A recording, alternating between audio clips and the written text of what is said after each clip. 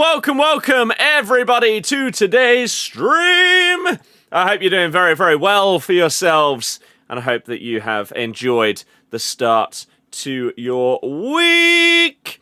We have got a video coming out later today that is Monopoly FC. That is going to be an absolute banger. Hopefully you all enjoy it. But before that, we've got champs to play, baby! So, let's get into this. Let's get our record on the screen for ya. And let's do it. Champs. There it is. Lovely. Right. I don't actually know if I want to make any changes to my starting 11. Have not decided that as of yet. Because I didn't pack anything on Friday at all. But the question is whether I play Tovan. Do I play Rafa Leao or do I play Silko Thomas? Right? Because now he's just looking unbelievable, Jeff. And he is one of my favourite players in the game, Rafa Leao. And, I mean, we've used him for nearly 500 games. I did say I was going to try out Di Maria instead of Cherki. So we're going to go into our first maybe couple of games. Try out Di Maria. See if I like him. If we do, he stays in the team. If not, we go back to our tried and trusted Cherki. We're currently evoing Nesta, and he is looking very, very good. So I could keep him in instead of Mr. Pakaraban for the first couple of games. We need 3 more matches for him to be fully evoed, and he'll gain Anticipate Plus. So, a 10 balance, 10 agility, long passing, stand tackle, slide tackle, ball control, technical, sure. So, let's just do it, shall we? Welcome, everybody. I hope you're having a good day. Let's do it. Jack, how are you? Welcome on in. I know this is obviously not normally the kind of time that we stream either, but hey, I've got a lot going on. I've got this stream to do. I need to do all my champs. I think I'm going to record the last game and do like a live commentary whilst we're playing it. Sort of what I did last week when I talked about Team of the Season in general. I've got a video that's currently rendering. That's going to go live later today. That is Monopoly FC, which is Brad's series, which if you haven't seen it, then it's a lot of fun. I've also got to record a video for the Footy channel, which is the Leicester season review today. I've also got to record the first of an 11 or maybe like 10-part series that's going to go up on the Footy TikTok today as well. It's all happening. You say the headband needs to go? There we go. It's gone. Has it made any difference? There we go. Are we loving life? Lovely stuff. Here we go. Game number 1. Di Maria. Let's see what you've got for us. Let's turn up these lights as well a little bit. Just so we get a little bit better lighting. There we go. Right. Game 1. Sure. Haven't played FIFA in a while. Is it worth playing again? No. Now, whether that changes when the World Cup sort of like promos and all of that starts shortly. Oh my god, that obviously was not for Vitinha. Silko Thomas had a tap in to go 1-0 up in game 1, and the game has passed it to the wrong player. Good. Yeah, no. As I say, maybe like once World Cup stuff starts, it'll be a bit more fun, and some of the promos and stuff like that could be enjoyable, but right now, I would not say so. Unfortunately. The game is in a dreadful spot. Oh, I tried to go with the techie dribble. I could have just banged it. Oh, maybe I should have. Maybe we should have just absolutely leathered it there. Little one of them. You peel off, then we play you through. Little ball roll. The game just ignored what I pressed, so that's... It's not a good start to the gameplay, considering we're playing at like 1 PM on a Monday. You shouldn't expect any issues with gameplay at this kind of time. Although that was pretty sick. So Silko Thomas is in the team, and maybe he's going to stay there instead of Rafael because they play very, very similarly. Rafael is a bit taller. But aside from that, their stats, their play styles, pretty much everything about them is the same. So I thought, oh, this week we'd try him out and just mix up our team a little bit. And see how we go doing that. Okay, that was bizarre. Oh, Di Maria on his debut! I mean, Cherky could have done that, let's be real. I think I need to check what playstyle differences there are between Cherky and Di Maria. I think Di Maria's got Incisive Plus and Cherky doesn't. I think they both got Finesse and Technical. Is that right? Maybe Cherky has like Trickster or something. I need to have a look. That's a great ball. That is shocking defending. What am I doing? Has he even featured this season? Briefly. And he's one of those players where it's frustrating that he didn't feature more. Because he's a young player, every single time he plays, he tries to make things happen. He looks hungry. But then we instead just continue to then play Jordan Ayew or sub Ayew on and never give him a chance. And it's incredibly infuriating. It was the same with Dejan Richards, who we had on loan for... Oh, Ian Wright with the interception, yeah? Who we had on loan from Chelsea. He only got a few cameo appearances, but when he did, he looked good. And he was always really positive when he got the ball. But he probably featured like 3 times. Absolutely pointless loan. Just stupid. Oh, nearly hit him with the one way. Then the other. Flip-flap duo. Okay, this guy's defending is so bizarre that it's hard to predict what he's going to do. Because it's so like, there are so many simple skill moves that we're doing that shouldn't be like as effective as they are. And so then I'm not expecting it to work. I'm expecting to then have to do something else. But no, we're past the guy. But then I'm not past the guy because I've not predicted that I'm going to be past the guy because it doesn't normally work. There are times when it comes to dribbling that okay, game. When you're playing against someone that isn't as good defensively, it can actually be really difficult.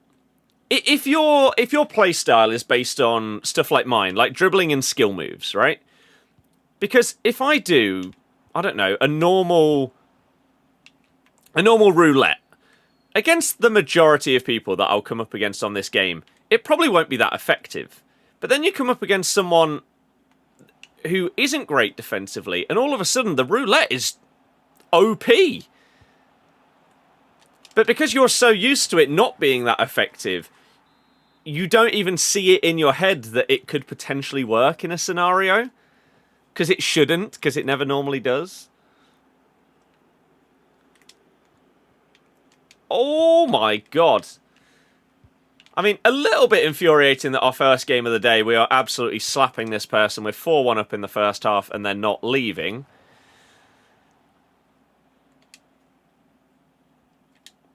Oh, okay. Premium passes should give you everything from now till the end of the game. You wish they'd do that, but you doubt it. I mean, they did give a discounted 3 times premium pass that was in the store for a couple of days that would give you a discount. So instead of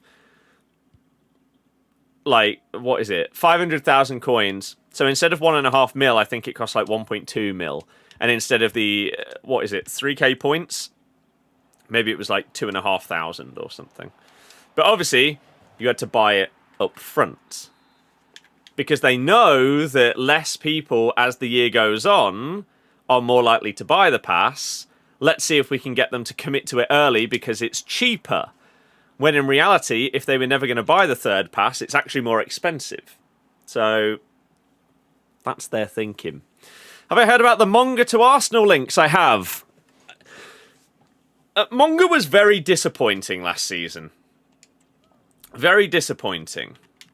He's a dribble merchant as it stands, but he is a kid.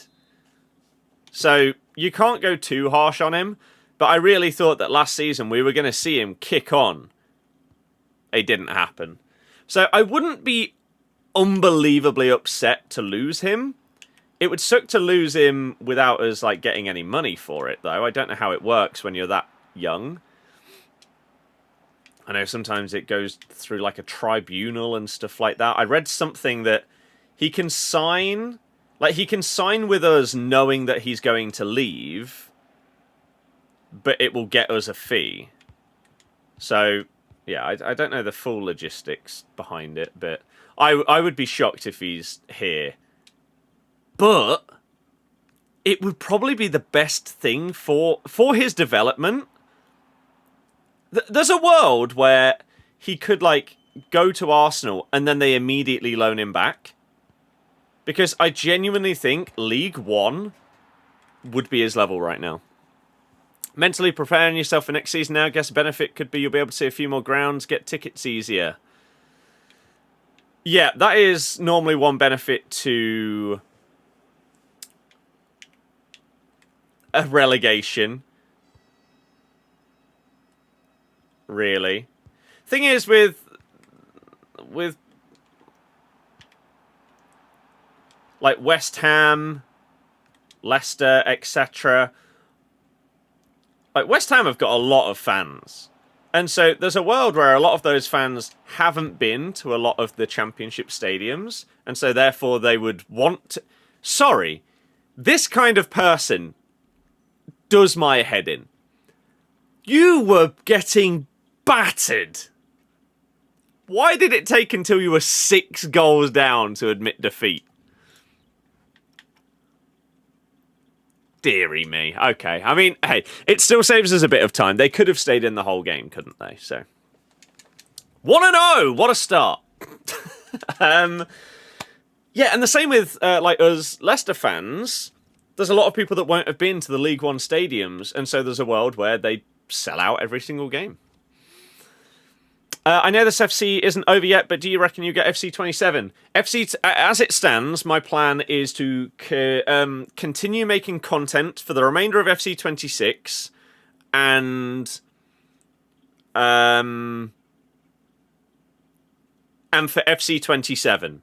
And in that time period, which is now the next like 16 months, something like that, I want to try and push my other channels. So my football channel, football TikTok, etc. I am trying to push more than anything else right now, and it's going okay. I've also got the golf stuff that I've started to record and need to start editing. I've then also got the newest channel, which is going to be me playing other games. And the first video on that channel, the aim is for that to be 100%ing Forza Horizon 6. Right? So, I've started that. And that's going to be a big old video, but that's the plan for that. So, my idea is that by the end of FC 27, I will have sort of pivoted and my other channels will be more of the focus than this one. Or I continue like FC content past FC 27, but not in the same way that I currently am. Right? Not like hopping on Ultimate Team every day and stuff like that.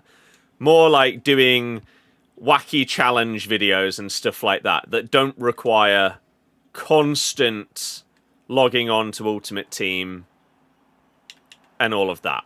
It would be very, very different. Subnautica 2 does not interest me. I never played the first one. I've seen clips of it. Yeah, it's just not really my kind of thing.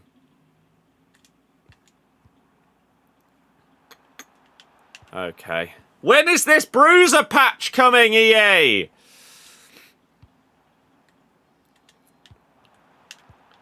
Nice AI tackle there. If you could remove one thing from FC26 for FC27, what would it be? I mean, I'd love to say button delay or inconsistent gameplay, but that's not realistic or feasible. Whereas if I say play styles, then that's a lot more realistic. I don't think it will happen, but maybe they don't remove them, but they like completely change them, so they're basically nerfed into the ground. That's my hope.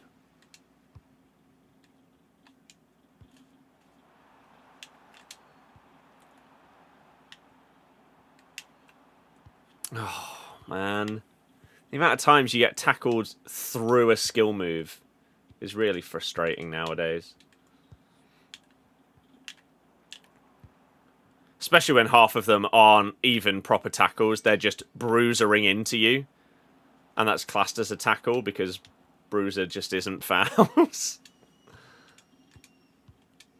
Oh, he's just running around with his CDM the entire time!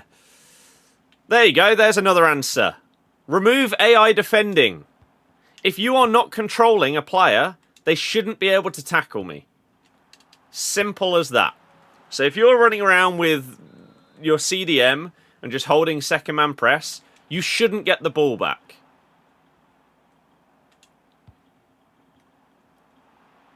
Like this guy just holding on to Vieira for dear life. Oh, this is painful.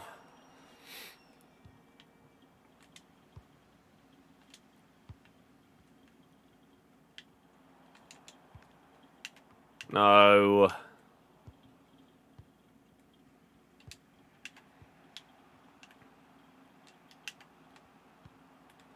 That's onside. And maybe their first shot of the game is 1-0. Great. When will the game channel launch? In probably a month's time. You cannot physically get all of the achievements on Forza for another month.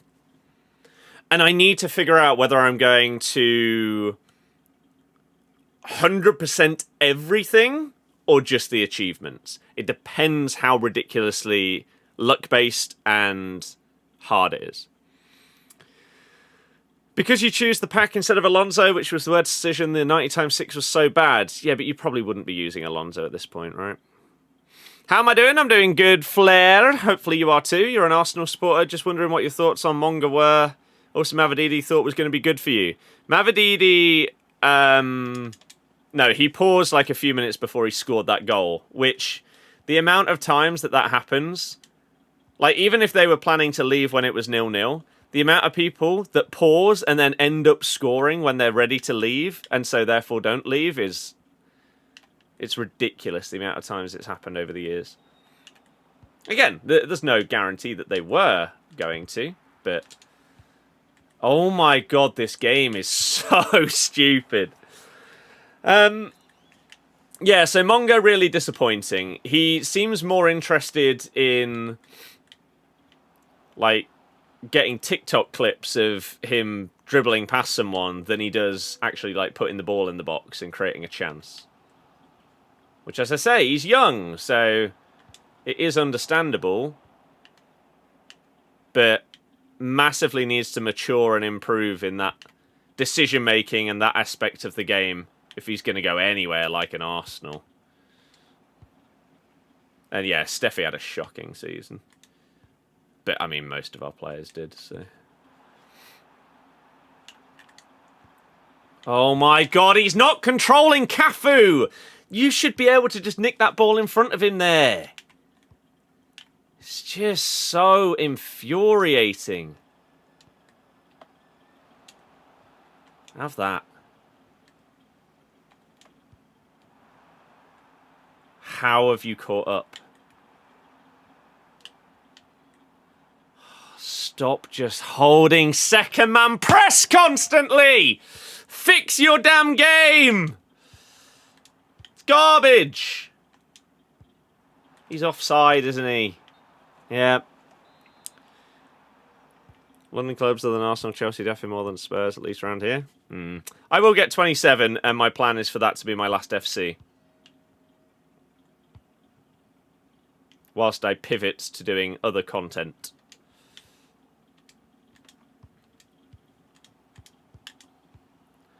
Stop just sprinting with Vieira. Oh, it's such a crap touch, Jamie. You'd only buy it when it goes on sale. Yeah, I mean, it also goes on Game Pass. Wait, they're onside. I thought for sure they were offside. Wow. Haven't played the recent FC games. What does the plus plus mean? It means that they've got a role plus plus in that position, which means that they play that position a little bit better. And their, like, positioning is better and stuff like that. It's another pointless thing that they've added into the game.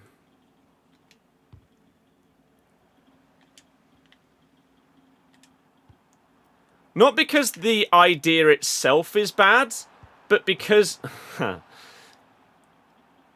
if you basically bring in a system where something is required for a player to play well, you may as well not include it in the game. Because then everyone is just going to gravitate only to players that have that thing. And so it just makes another meta requirement for players and stuff like that.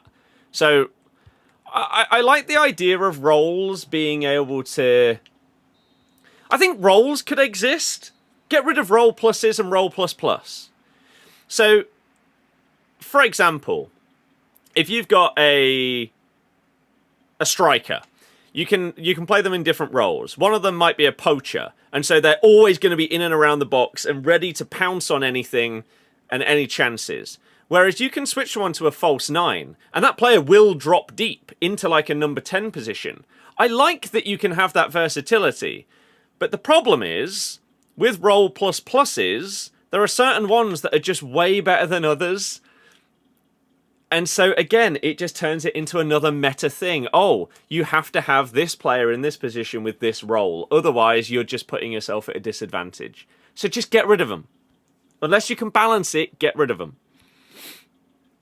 Yeah, that was a hell of a finish. Need to fully remove AI defending. Yeah, it's a joke. How are things? Owen, I'm good, thank you very much. Reminds you of Philogene has a lot better end product now. Oh yeah, Philogene. Baller. Rice being 27 now feels so strange. Should you get Cherky, Vicky Rafinha, or keep Baggio Trophy Titan? Buy players, try them out, have fun. That should be the aim of the game. Not doing this crap and just using the same meta players and meta tactics and everything and doing the exact same thing in every single game. The game should be about having fun. And Ultimate Team should be about, yeah, using different players, experimenting, making different teams and stuff like that. Not just holding down Bruiser constantly. But that's the world that we're in. I mean, that's just mental, isn't it? How he stopped my Vardy there. Timber better at centre-back or full-back? I don't know if I've used him at centre-back. I don't know.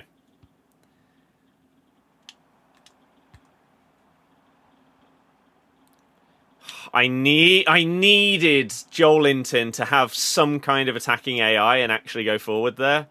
We would have been in such a good position. Do you whinge this much when you're winning? If you think it's whinging to describe the game not working properly, then yes. This game is awful. There are dozens and dozens of problems with this game, many of which have been in since day one, that they haven't fixed, despite advertising this as the game where they will listen to our feedback more than ever. And so, yes, it's wildly infuriating. the game is crap. The one thing that sold you at the start was they said they were going to make it good and listen to the players, which was the biggest lie you've ever heard, and the menu content stinks. I don't know if the menu content stinks. I think that you will automatically think that the content is worse if you have no interest in playing with the content. Like, they could release the greatest SBC of all time today. Would people be excited for it when they know that they're going to go into a game with that card and probably still hate it? Whereas in previous years, where the gameplay was really enjoyable,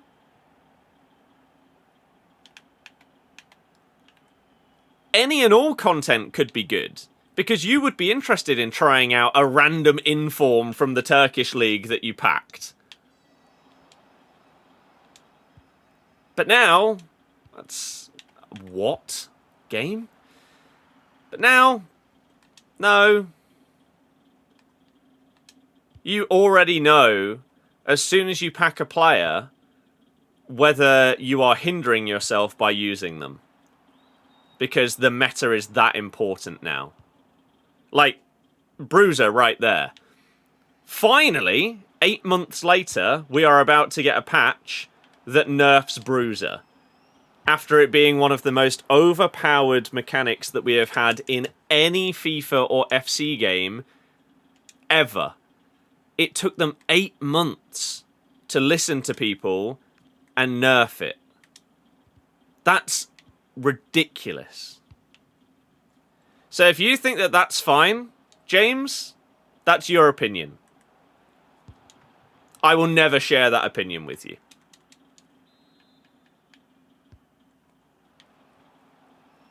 And I think the biggest frustration that the vast majority of people have is that the start of this game was like the best first 3 or 4 months that we've had in a game in this series for so long. For the best part of a decade. And now we're in a position where the current gameplay is up there with the worst that we've ever had. Because they didn't fix things. And so I'm going to lose to someone like this. And my feelings are not... Your feeling at the start of the game, if you lost to someone, the majority of the time... He's got technical plus and he's just left the ball to go off the pitch. It doesn't work! The feeling was at the start of this game for the first couple of months, if you lost to someone, the vast majority of the time, it felt like you lost to the better player because of what the gameplay was like. Now? No. You've got people like this guy who will just hold on to Vieira for as long as possible, hold down second man press for the entire game, just constantly tapping Bruiser and stuff like that, and it's just hideous. It is hideous. How they threw away the start that this game had, I don't know, man. I don't know, but it's really sad. You quit FIFA months ago and never felt better? I cannot understand why a single person that doesn't earn money from playing this game still plays it.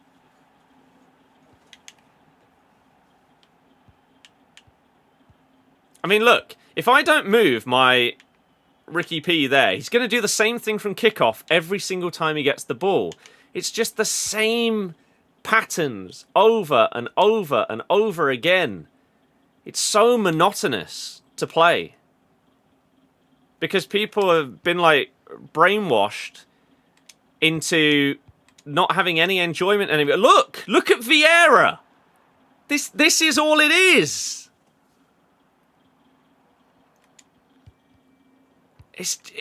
People have lost the ability to, like, have any kind of individuality and have fun on the game because it's all about winning. And so the game just becomes less and less enjoyable.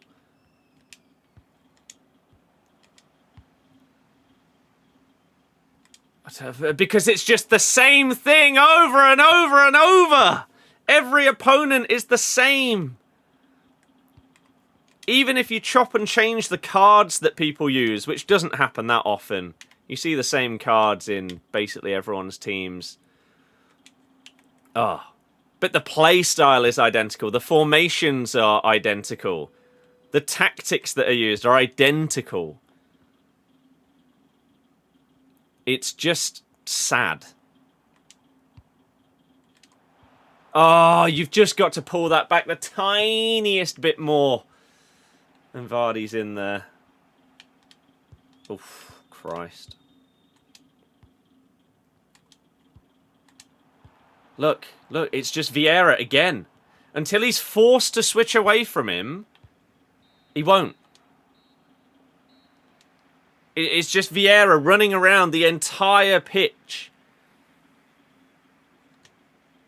God.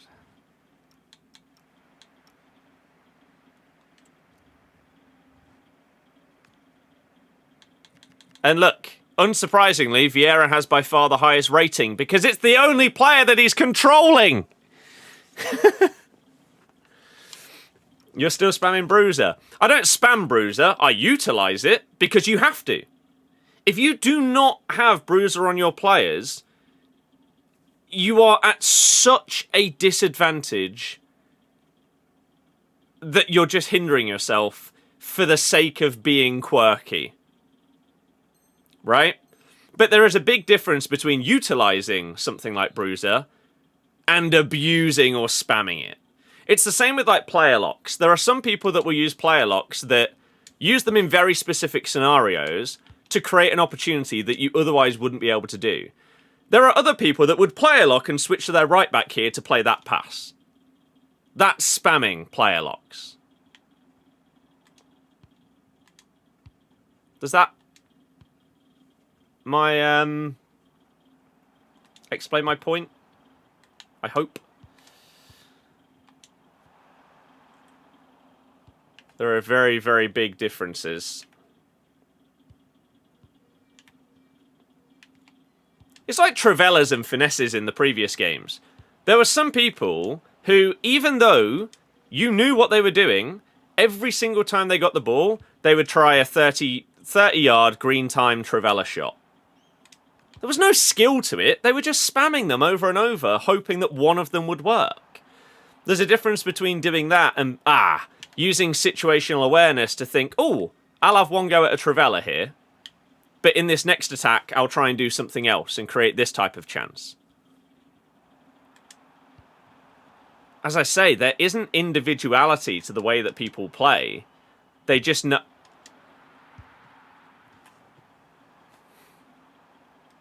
Okay. Sure, that's not gone in. They just know, oh, this mechanic is overpowered. I'll do it as much as humanly possible. How are you not moving there? The attacking AI compared to the defensive one that just steps forward immediately there. Please say I stepped up in time. I didn't. Ugh! That's sickening. And of course they've evoed a one of them.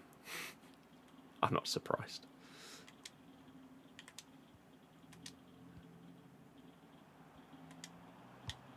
What is that? That's team of the season Vitinha, and his pass has gone nowhere near him.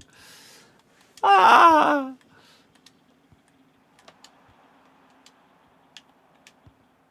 That is ludicrous. The game should be free to play. Absolutely, yes. Yeah. CDM jockey, get close, spam bruiser, the game's in a bad state. Yep. Just constantly sprint around with them and hold second man press, yeah.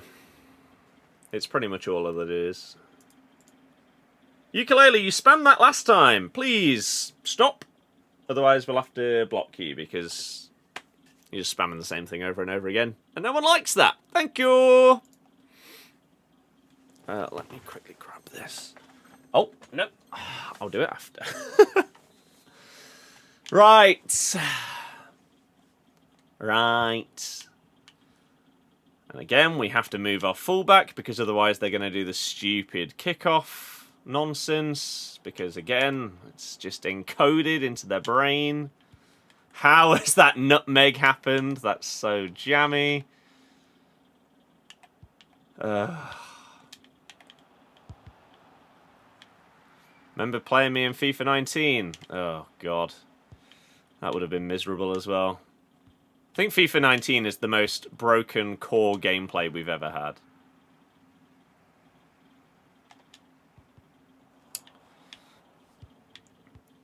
I have had 0 pack luck in La Liga Tots. I haven't packed it. Oh, no. I haven't packed a single card worth more than, like, 20k.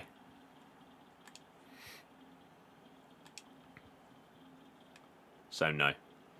How depressing that we lose to just a meta rat this early on.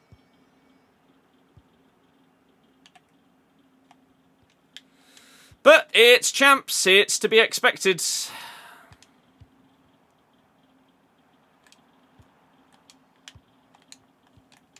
Oh my god, the Intercept Plus. It's so ridiculous. I think the combination of Intercept and Bruiser Plus on defensive-minded players is single-handedly the most broken, oh my god, defensive mechanics that we've ever had.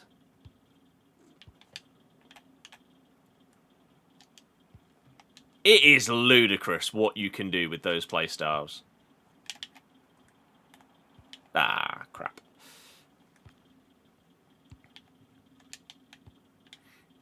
He's offside. Remember you from when you were in uni stream? Oh god, they took so long. Why has that become a feature again? By the way, who decided that having the like delayed offside decisions was a good thing? Nice AI defending there. It's fantastic. And again. Oh, God. Have the nerf bruiser all together, which in turn ruins 80% of promo cards, almost 100% of your evos. Happily. Happily. If there was, like, an option to overnight remove all playstyles from the game, does anyone say no to that? Well, no, all the meta rats would say no to that, wouldn't they? Because that's how they win their games. I feel like anyone that has played this game series for at least 5 years would surely say no. Would surely say yes to removing all playstyles immediately. The guy said, GG, worst gameplay I've seen. I mean, you're not wrong, although you are a meta rat, so you are part of it.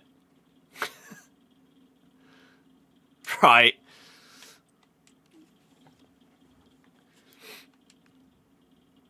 Right. Bruiser is getting nerfed. However, I don't know why they announced that that patch, and now...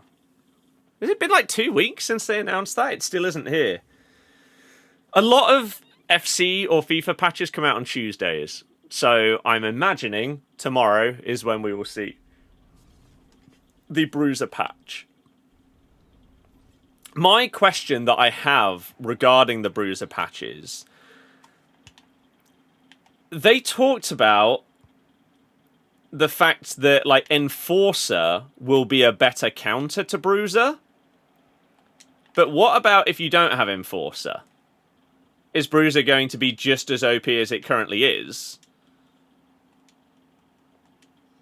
Or maybe a little bit less OP, but still really good. Can we hurry up here, please? No one needs to see all of this stuff. I feel like in Champs you could get rid of all replays. They're just not needed.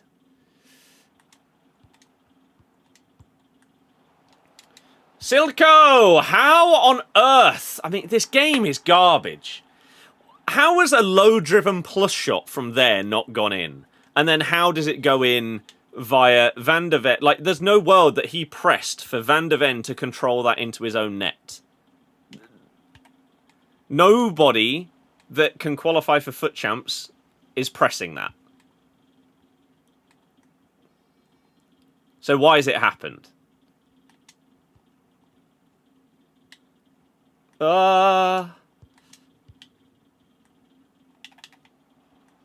Get out my way!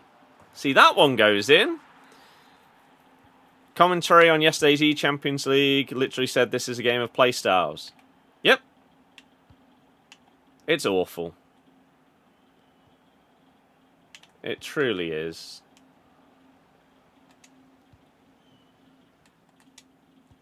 And then we ping that to Jamie. How on earth he's got onto the end of that, I don't know. I feel like one of his two defenders there should have intercepted that pass, but it's FC26, so of course they didn't. That's the kind of game, if I was the opponent there, Corey, I would have stayed in for one more goal. Because of how luck-based that last one was.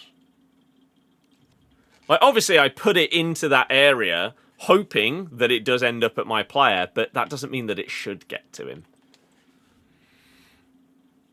This game is overcomplicated with everything they've added. Yep. I think the only way that this game, like, properly comes back is if they simplify it down massively. It's just gone way, way, way too far with all of that stuff. I agree. Like, we don't need custom tactics. We don't need roles. We don't need playstyles. We don't need any of it. Get rid of it. Take it back to face stats, skill moves, weak foot. The alternative positions, I think that's good. I think that's a really good quality of life addition. But these two tabs existing? No. Just bin them off. How are you an Ultimate Team founder? Well, that answer changed 2 years ago. The new answer to that question is I played FC24 within the first, was it like 3 months? 2 months that game was out? So you're therefore an FC founder. Before that, you needed to play FIFA 09 Ultimate Team, which I did. It's a shame that we've lost that sort of like legacy, but yeah, it's a new era with the FC stuff, isn't it? Is it just you, or does every keeper make delayed saves or feel as if they don't jump for the ball? I feel like something has changed in goalkeepers recently with the animations, where there are shots that are going pretty much down the middle of the goal that are going in. And I think the problem that a lot of us will have with that is how visually stupid it looks. In reality, as soon as you press shoot with your player, the game then produces an animation that lines up with what you've pressed on your controller, right? So it's why sometimes you'll see bizarre shot and pass and dribble and save animations that don't really look right, but in reality, maybe it's just chosen the wrong animation. But that shot was always... Like, if a shot goes in, it was always going in. It's not because the goalie tried to dive in a different way. It's immediately programmed that shot is going in, and then it probably runs, I don't know, let's say 1 out of 20 saving animations for the goalie, and one of those might look really dumb. The others might look fine. And so it's when that dumb one is played that it makes you think, what's he doing? How's that gone in? When in reality, maybe the shot like should have gone top bins, or the goalie should have dived that way, or that. Yeah. So some stuff looks really stupid just because of the way that animations are coded. Other stuff is just broken. What makes this game so bad compared to others? Just started getting into FC, so you're very new. Oh, I feel for you. I really, really do. What makes this game so bad compared to the others? Dear God, where do we start? Playstyles exist, roles exist, custom tactics exist, packs that cost 500,000 coins exist, stupid broken Evo chains exist, Promos being every single Friday with like 50 cards in every single promo team now exist. Game mechanics just not working exist. Button delay exists. Every game mode being hyped up to be competitive rather than any casual or fun modes now exists. Yeah, that should be enough. There's probably 15 others that we could sadly go through. Playstyles. Oh crap! I need to get my drink. Is that video rendered? Yes! The FC Monopoly video that's going out later today has rendered! Ooh, an Evo on Murillo. Players still shooting with the wrong foot still exists. Players ignoring skill moves exists. Players doing things that you simply didn't press on your controller still exists. Yeah, just... The glory days of this game series are long gone. AI defending now exists. Second man press being ridiculously OP now exists. Attacking AI basically doesn't exist anymore. Why does everything feel delayed in Champs when your ping is 18 and 17? Because the servers are crap. If you play any other game with a connection as good as that, you won't feel any lag. But on this game... But once again, the worst part is... Button delay didn't exist until, like, Team of the Year. And now it's in every game. How does that even happen? How is that possible for a game to develop, like, input delay or input lag as the year goes on? I turn 32 in a couple of months. I've never played another game that has input delay outside of this game series. So how does one of the biggest developers in the world, one of the biggest companies in gaming, how does it exist every year? But it doesn't exist in their other games. I play Battlefield most days. Never get any delay in that. People play Apex all the time. There's no delay in that. Joe, yeah, I will be after the next one. My aim over the next now 16 months is to pivot away from relying on this game for the majority of my income. And through the football channel, golf, and other games channels, I plan to, by the end of FC27, have pivoted. There is a world where I do, like, just completely change up the type of content that I end up doing on this channel to something more like what people like Gorilla do, where you're going through all of the old games and scoring a skill goal with Ronaldinho in every FIFA. Stuff like that. Those kind of videos could be really fun. But having to hop on and rely on Ultimate Team content every day...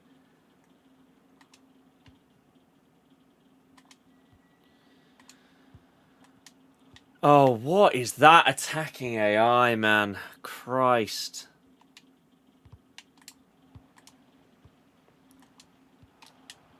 Nice defensive AI doing the job for you. Long time no see. Nathan, how are you doing? Welcome.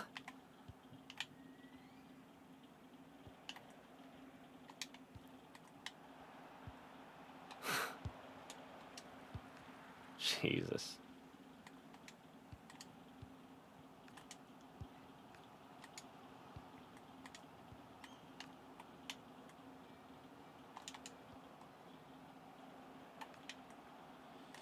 Ah! Used to love FIFA. Ultimate Team was fun. Now you're 26, don't have fun. Plus you can't play as much, so you can't keep up with content. Whilst I...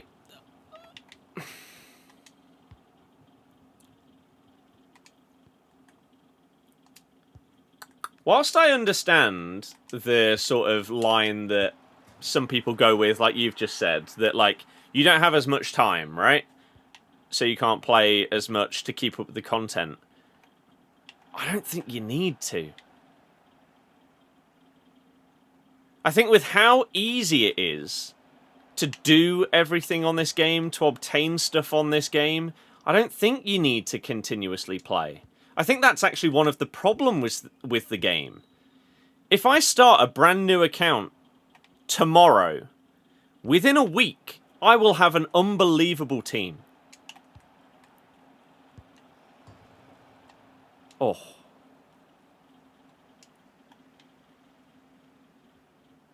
Because you earn so many packs, there's so many objectives, so many SBCs, so many Evos, that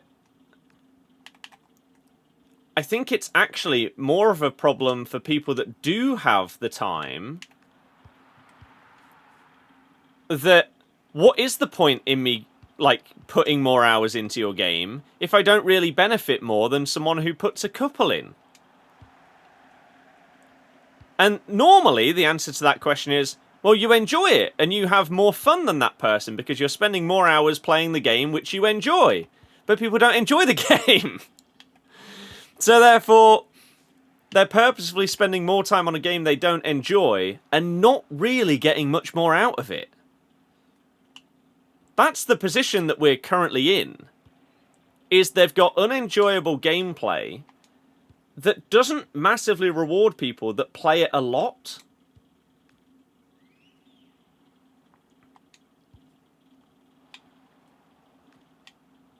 God, the delay. Oh my good God. Just can't play the way that I enjoy because you press a dribble and he just doesn't go in that direction because... Oh my...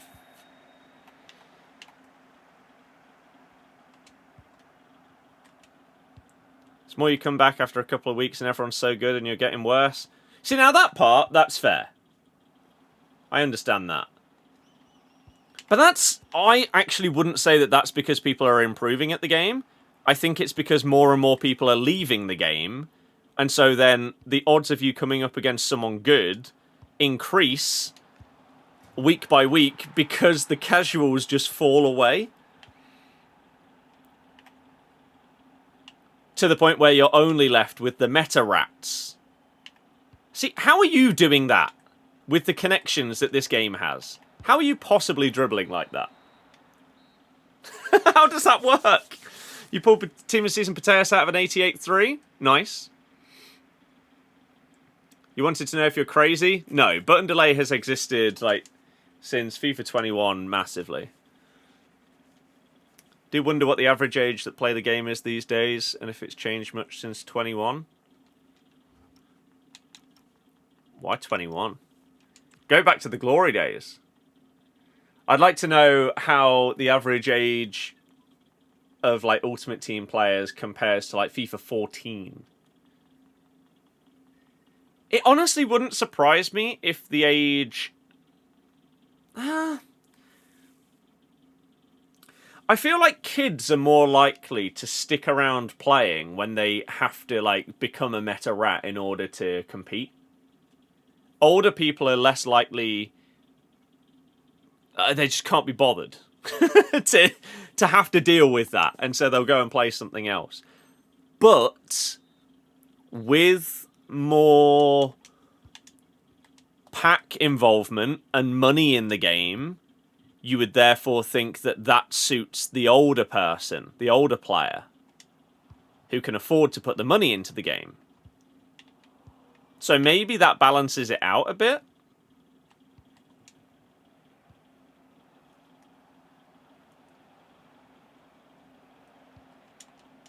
Ooh. Maybe the average, like, older player... Are you joking? You can get away with aggravated assault with Bruiser, but I nudge one player, and it's a foul. Okay.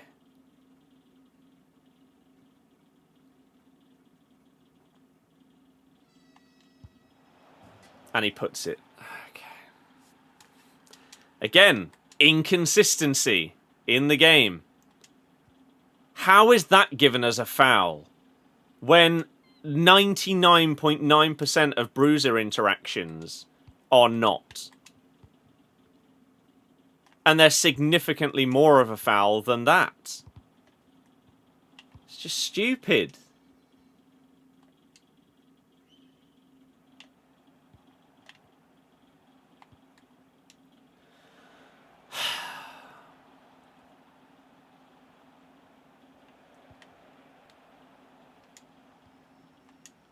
Good God. Yeah, I wonder if the average, like, older player on this game puts in more money but spends less time actually playing, and the younger person spends less money but spends more time playing. Like, my Silko Thomas is just getting abused there, but that's not a foul. That's fine. That's not where I aimed. This game stinks. I mean, hey, I guess at least it balances out for the nonsense free kick that I conceded. Champs is not calm on any day. You can play Champs on a Tuesday if you want now. At some point, they will just make Champs a week-long thing. Like, how are we now able to play it between Friday at 7 PM to Wednesday 8 AM? Just make it the entire week at that stage. What's the difference, really?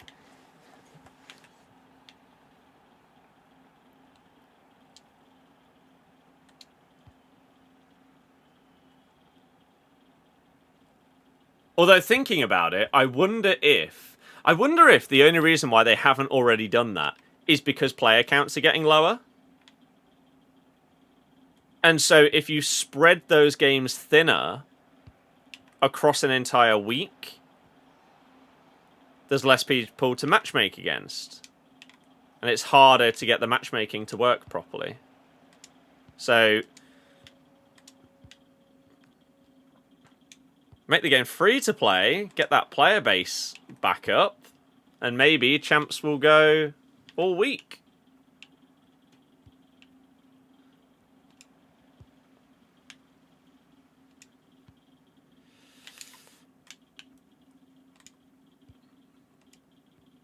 I hate that my favourite skill move in the game just doesn't work for me half the time because of the delay. God, look how slow it is to just pass the damn ball.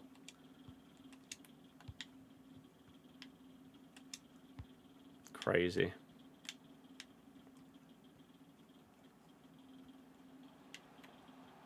Oh, I did that a touch too early before he committed closer. Add the fact the game is unrewarding. You got your best ever finish with 14 this weekend and packs were abysmal. I can only half agree with you there. Because Champs, for the time that you put in, gets you a crazy amount of stuff during Team of the Season.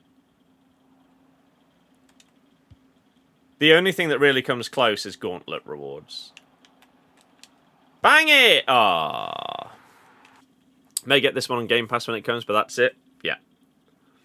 Frederick, hello! Wouldn't recommend Tuesday, sweatiest games you've ever played. People just trying to blitz through them on the last day.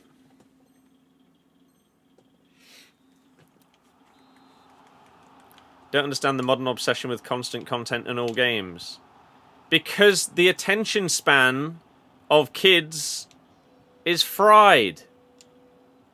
Due to everything becoming like short form, clips, and all of that stuff. It all feeds into it. Everyone wants constant adrenaline. Or, not adrenaline's not the right word. I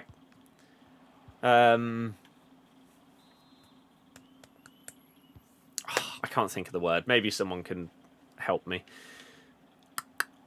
Dopamine, yes. Yes, exactly. Thank you. Yes, it's constant wants of dopamine hits. So now, instead of someone just being able to chill and relax with a game, they need new stuff. Constantly. It's not enough to just be entertained. Because entertainment now needs to be constant and refreshingly constant.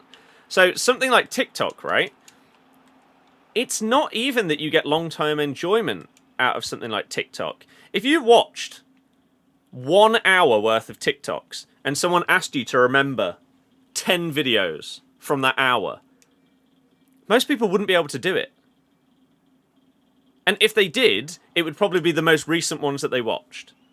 The ones that they watched 50 minutes ago, gone. But during that specific time frame, that was amazing. And it was a little hit of dopamine. That's what people feel like they need with games now. And so this game, people are expecting something new every single day. Does it make a difference in reality if you're using this Messi card? Whatever it is. Some like evoed up Messi. Or if you're using a new Di Maria or a new Tovan. Not really. The game's still going to play the same. So if you don't enjoy the core game, that new content isn't going to make it enjoyable. You might get excited for a few minutes when you see the new card, but then when you actually use it, you'll realise, oh, it's exactly the same as that last one. It's not changed anything. So it's just content. And it's sad, because it means that some good games, or even some great games, will potentially fall to the wayside because they aren't constantly giving you new stuff.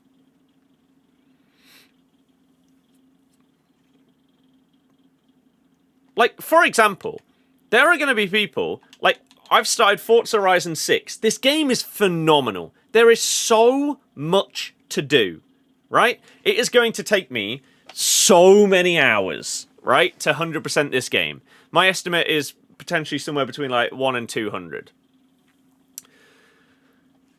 And I'm honestly not even... I mean, let's quickly check. Forza Horizon 5... achievements. What's the average time to get all achievements on that?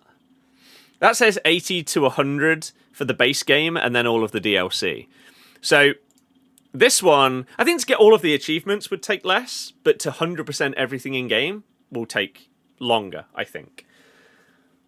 But there will be morons that will play this game, they will love it, but then they'll be like, oh, but I need some new cars to be added. You haven't even got all of the existing ones.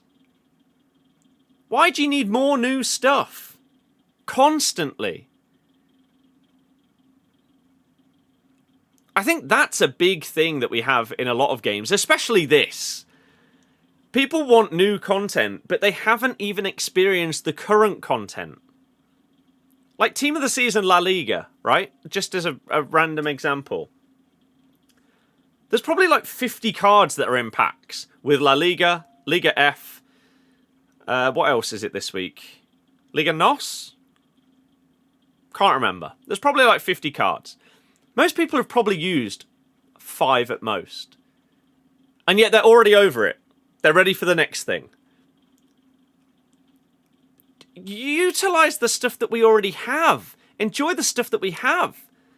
Experiment, explore. But no, it's not new and shiny. It's been out for more than 1 week. I need something new. It's so infuriating. It really, really is. And so that's why I would love, again, over the course of the rest of this game and FC27, to move away from that kind of content that is like, I had a big sort of like epiphany moment when watching Nep's video that I reacted to, maybe like a week ago. I think it was called like FC is dying, something like that. And he talked about how easy it is to just do like new content videos of like, hey, 6 PM, this is what's out today. But in reality, it's so easy. It's boring, really, because the vast majority of people that would watch that have probably already seen it, one, in like a TikTok, or looked at it themselves. Whereas, instead of relying on that kind of thing, these kind of videos of scoring an amazing goal with Ronaldinho in every FIFA and PES, and stuff like this interests me. And I would love to do this kind of thing. I would need to figure out how on earth to do it. Like, maybe you have to get emulators and stuff like that. But I would love to do that kind of thing, rather than doing a... Oh, we got this new Evo today. Yeah, it's just a slightly better Evo than the one we talked about 2 weeks ago for someone in this same position. The idea and content loop and gameplay loop of Ultimate Team,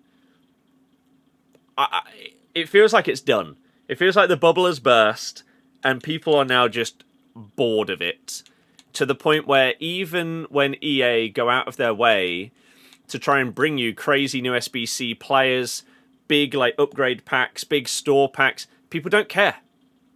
They just don't care. There's so much of it, and it's so predictable that people instead want something fresh to excite them. But what can they even bring out that is fresh? They can't really bring out a new Evo that's really exciting, because how different is it going to be to one we've already seen? They can't really bring out a new player that's exciting, because how different can it be? So what do? I don't know. I don't know. As much as you like Marvel Rivals, it doesn't need one new hero a month with new maps every 2, plus God knows what else. You'd be more than content with 2 a year on a map, even more so when it's free to play. Yeah. I mean, I'll give a couple of examples in a minute of things like that. You stopped buying the FC games as you got to the point where you were feeling like you had to finish your champs, because if you missed a week, you'd be falling behind. Did you say when you stopped playing? Did you leave that message, or was that someone else? No, out of interest, when did you stop? Although you say FC, so it must have been recently. Have I ever 100%ed any FIFA or FC game? No. Like, I've got a fair few games that I have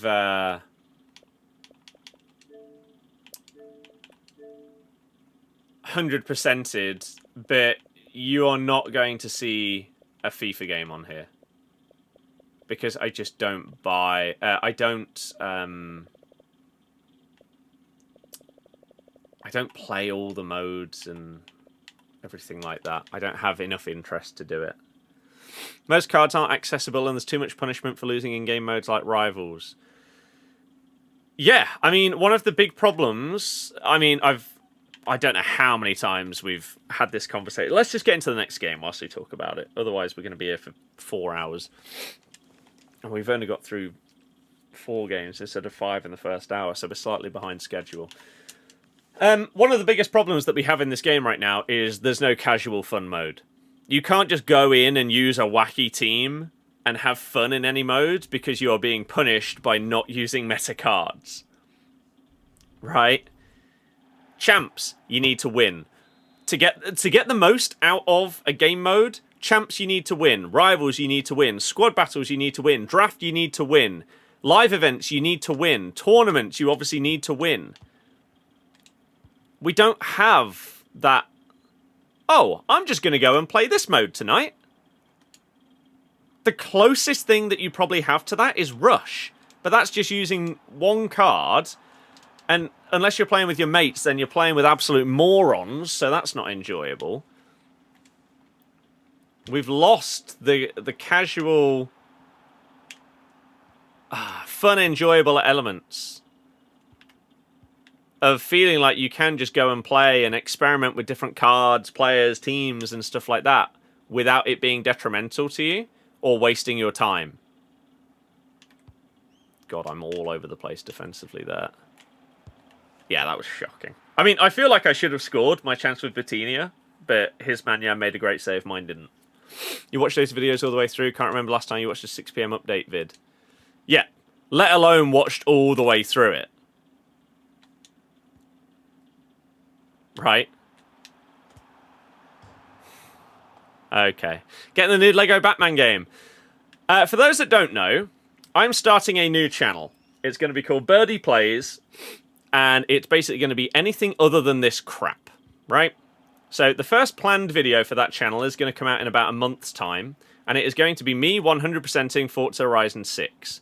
The kind of videos you can expect to see on that channel going forward are either going to be sort of like docu-esque, like, I don't know. I could even do one on this game. But it will be... Why did FIFA/FC die? Right? What happened to this game series? Blah, blah, blah, blah, blah. Those kind of things, as well as 100% completion stuff. Retrospective. Yes, exactly. So retrospective type docu-videos or completion... Getting the platinum, 100%ing, blah, blah, blah, blah, blah. Every achievement kind of videos. I have a backlog of like 200 games. Which, as it stands, if I started, enjoyed, and therefore played through to 100% completion all of those games, it would take me roughly 712 days to do so.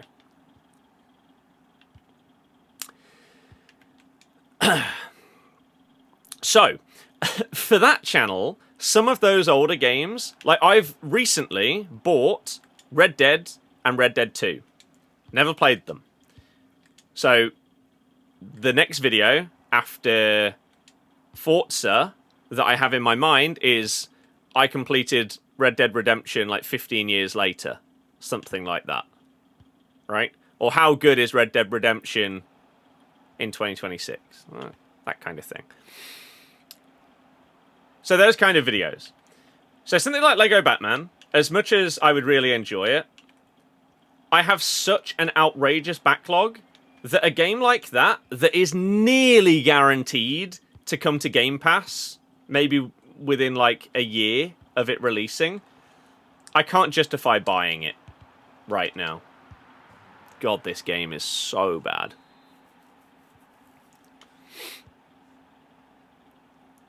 So...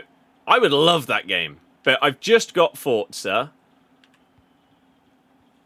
And again, I've got so many other games to play.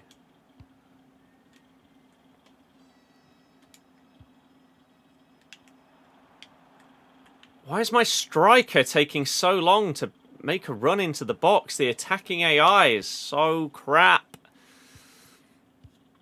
So weird that FIFA/FC is the only game you play and you don't even like it. What console do you play on out of interest? Or do you play on PC? What do you play on?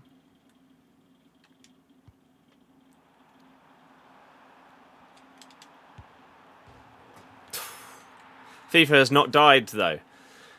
It depends on who you ask and what metrics you're basing it on.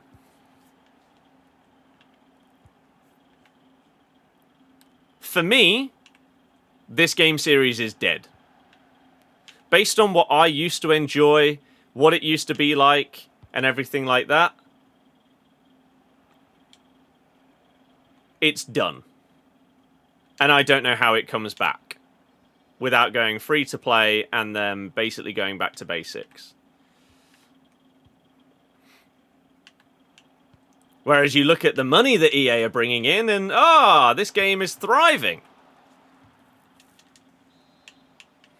It's dying, it's getting worse, but not dead. I mean, that's fair. Yeah.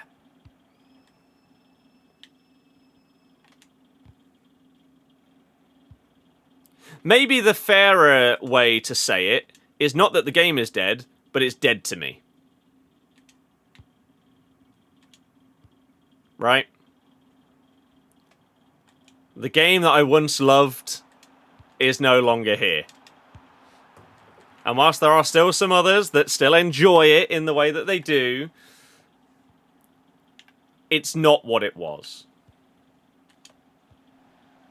Whereas an example of a dead game would be something like I absolutely loved it, but I think it came out in 2023. The latest Forza Motorsport game, right? The one that is not a Horizon. It's pure racing. No open world, no discoverability, anything like that. It was just pure racing. That game is dead. They're not getting any more support from the developers. The player count is like on Steam, that player count is like less than 500 people most days. That game has died. It's a bit like COD. COD is not dead, but in comparison to what it was, it's on its deathbed. And maybe this series is the same. It's very, very close.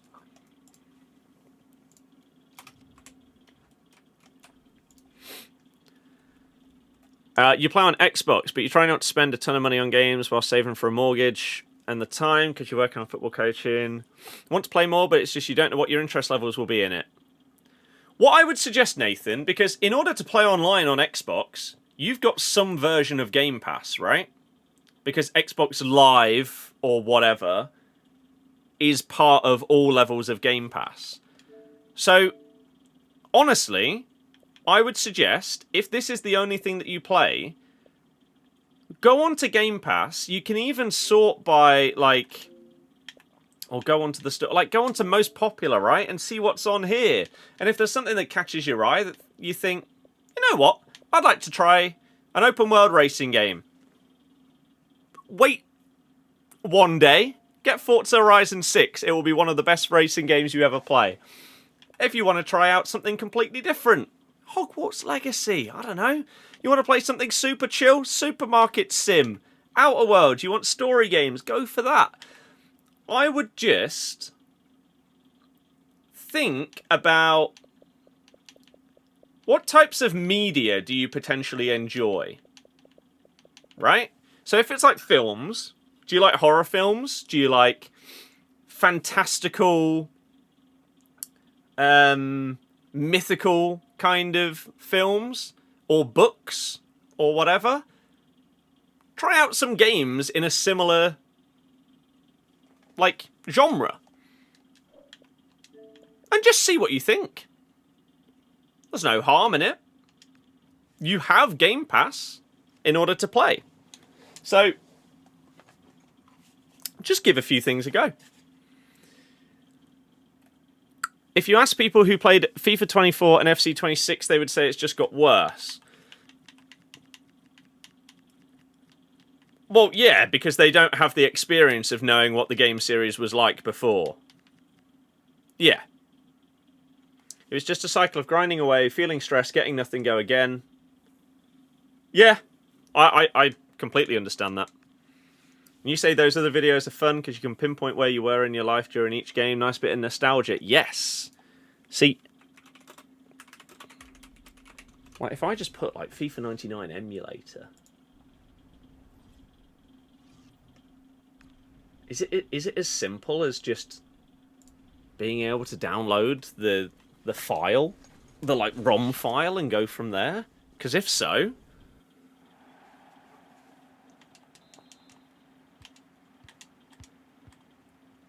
I would love to do those videos.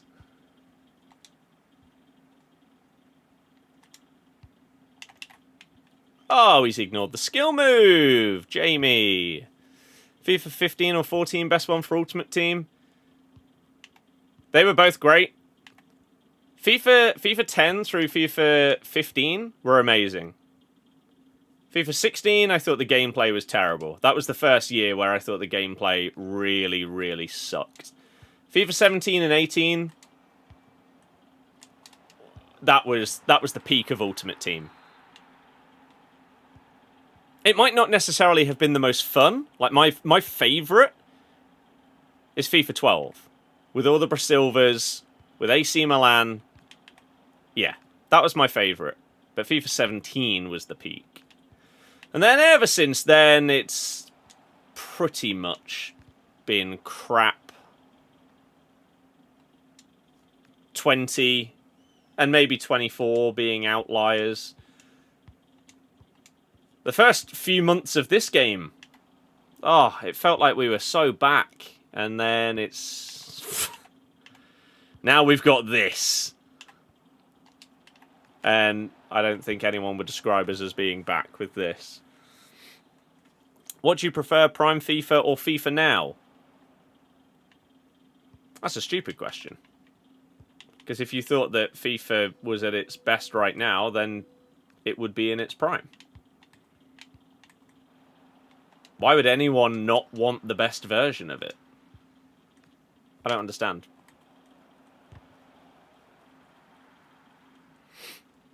First FIFA you played was 02 World Cup on PC. Hell yeah. My earliest one... oh, God. Earliest one that I remember playing was 99. We do own 95. I don't know where it is, but we do own 95. But I played 99 a fair amount.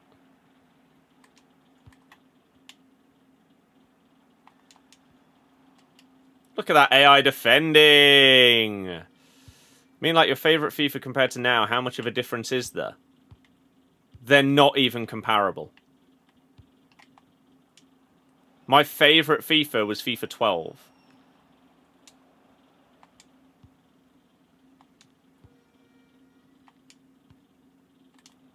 Back when there were no play styles, there were no roles, you didn't have custom tactics, you didn't have champs, you didn't have SBCs, you didn't have Evos, you didn't have objectives. You just hopped on Ultimate Team, you built a team full of silver Brazilian players that all had 5-star skills. And you had fun. Because it didn't matter whether you won, drew, or lost. You went on and you enjoyed yourself. That's what the game should be about. And nowadays, it's the complete opposite. People play this game knowing that they're not going to enjoy it before they even turn the game on. Because they feel like they need to in order to try and get rewards. Even though, regardless of what they get in rewards, they're not going to enjoy playing with those cards. Whereas back then, I didn't care whether I opened up a 7.5k pack and packed an absolute monster, or if I stuck with the same players for basically the entire year. Lewis, yes, that's why I am allowed to have the opinions I have on this game series, because I have played Ultimate Team since it was first available. So I have the knowledge to be able to speak on it properly. How on earth has that gone in? Dear God. FIFA Street was good. Depends which FIFA Street you mean. If you mean like the revamped one...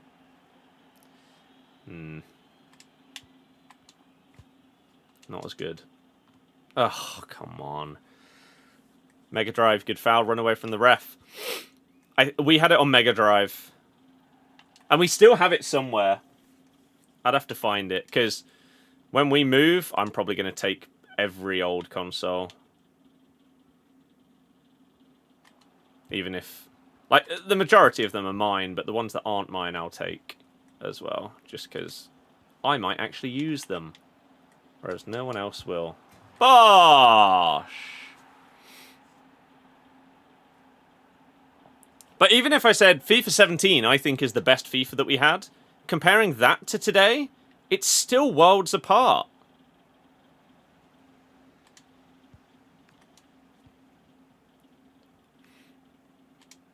I feel like if they add FIFA Street back instead of Pro Clubs, it will get more players.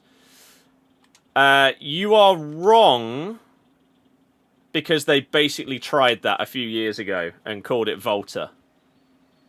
And no one cared. The best part of Volta was actually a part that the vast majority of people probably never played, which was the Volta, like, skill games.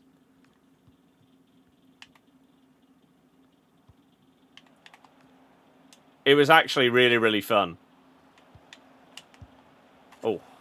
But Volta itself... the problem that they had with Volta and what they would have with FIFA Street like if they brought out a new FIFA Street tomorrow, is the meta-fication of modern video games. So if FIFA Street dropped tomorrow, people wouldn't just be going crazy and doing all of the most ridiculous and fun skill moves. They would do whatever are the most meta skill moves in order to score goals. The whole point of FIFA Street back in the day has been lost in modern gaming. Specifically modern online gaming. It's no longer about having fun. It's about winning. And so the whole spirit of what that game was doesn't exist.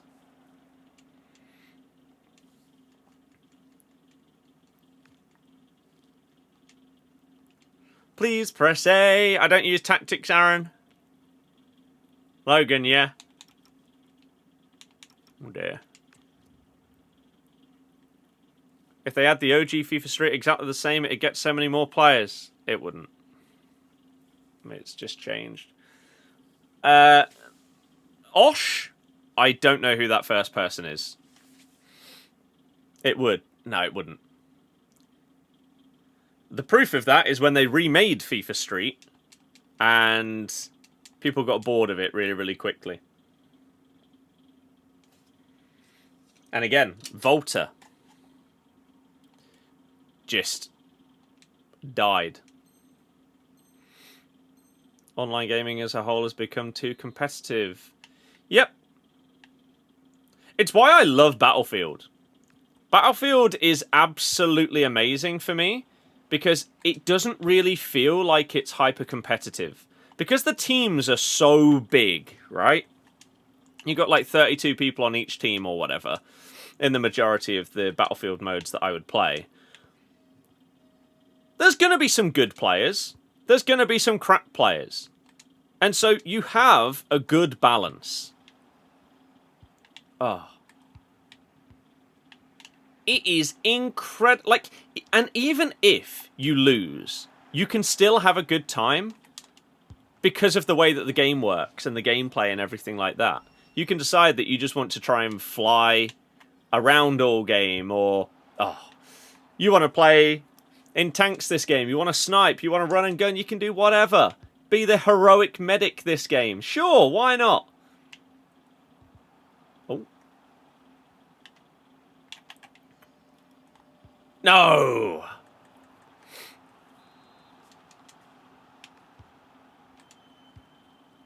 And yeah, you might get like more XP and stuff if you win.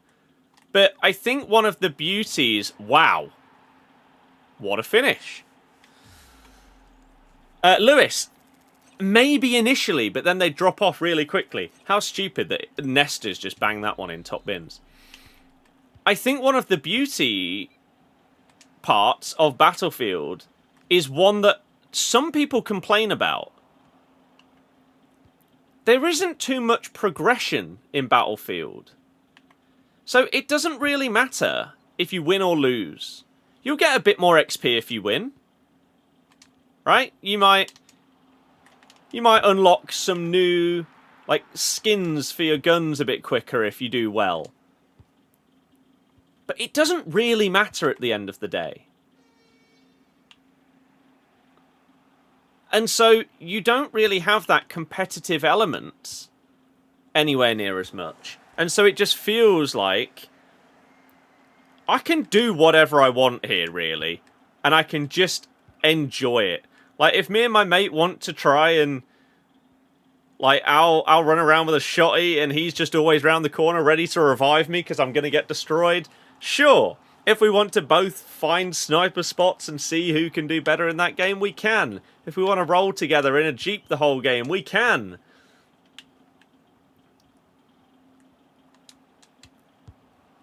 Okay.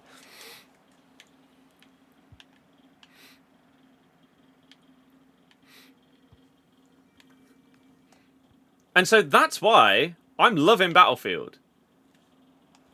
Because it doesn't feel... How have I not blocked that? Jesus. It just feels like I can chill and have a laugh. I feel like the closest thing that I really have to that in terms of like any battle royales, which obviously are majority based around winning, is PUBG. PUBG compared to like Red Sec or Warzone right now, I could still hop on and still enjoy PUBG even if we don't get any wins.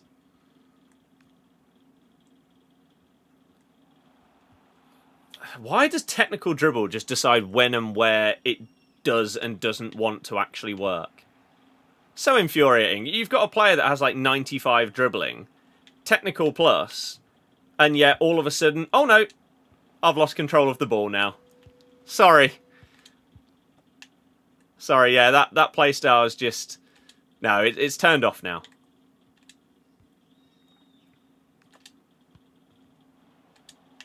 Ah, you just needed to make a slightly better run, but he's got intercept plus, so it didn't really matter what I did. It's like pre-skill-based matchmaking COD, just a laugh. Exactly. Ooh. Whereas, yeah, this game doesn't have anything like that. Every single game mode, people are sweating like their lives depend on it. Finally!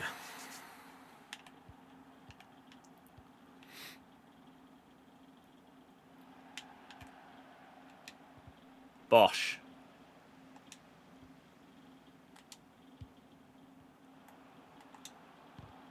No.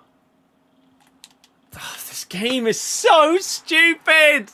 How have I ended up with the ball there? That's so dumb.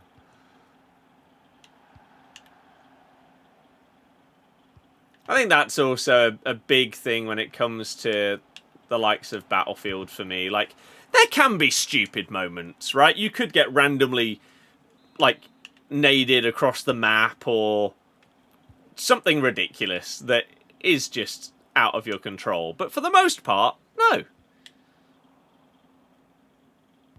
This game, I think so much of people's frustration from this game comes from stuff that is just the game. The AI. The stuff that you're not in control of. Like, if I press shoot with Vitinia here, sometimes it feels like if I press the exact same thing right there, it will fly bottom corner. Other times, it will do something like that and be a little bit weaker.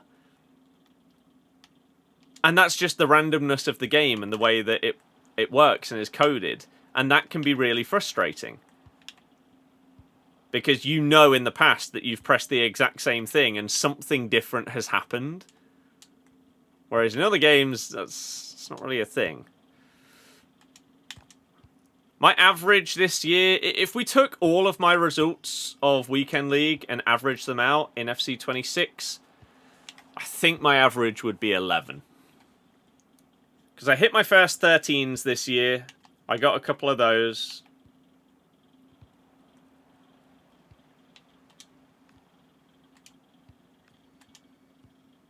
I've not had below a 9. That doesn't happen. Have I had 9s? Maybe I've had a couple. I don't know.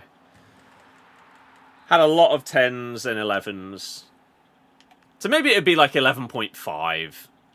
Because those 12s and 13s would bump it up a bit. But yeah, in terms of whole numbers, I think you'd have to say 11. Which I'd say is not bad, considering we don't just abuse meta and all of that crap.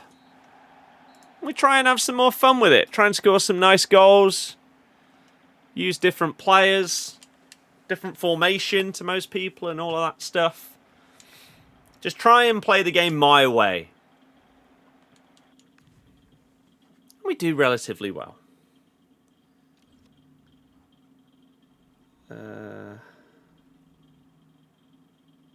quickly check that. Mainu, hello, how's it going?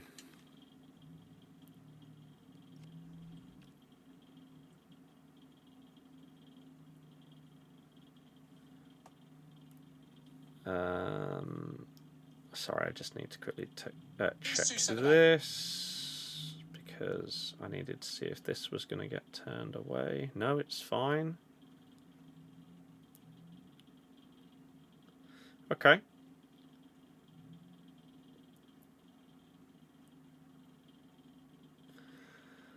Cool. Right. Good. What about you? I'm doing fantastic. I've got a very, very busy day, but a good and productive one. I feel like it's always... If you've got a busy day, but you feel like you have been and will be productive, that's normally fine. It's different to if you're just doing stuff that you don't care about, you can't be bothered to do any of that crap. Can I show my tactics? I don't use custom tactics, so these are just saved. Like, I don't change anything in my team. I have no idea what anything is set up. Like, can you do numbers and stuff on this game? Oh yeah, just on 50. Like, I don't touch this stuff because I think it's stupid. I don't think it should be in the game.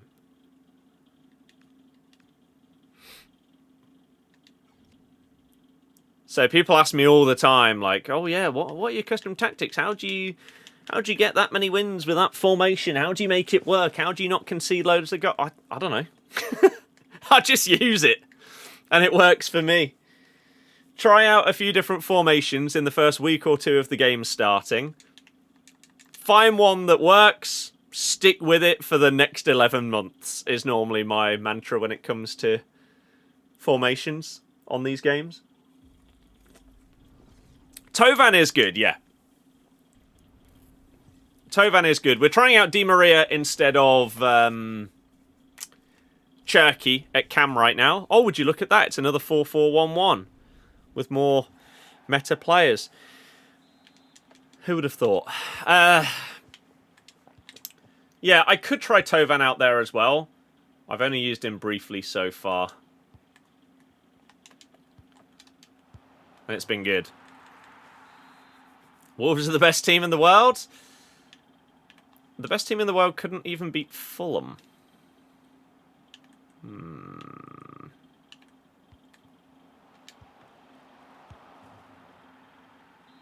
What a fantastically skill-based goal that was. Lovely.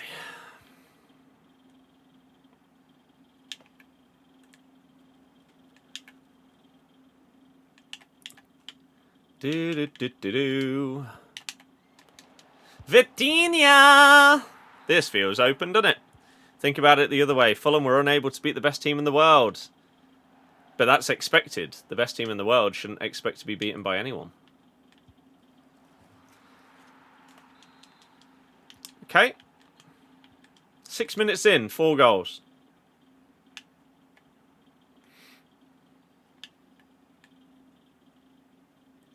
Stop holding down RB. Defend me properly. Be a man.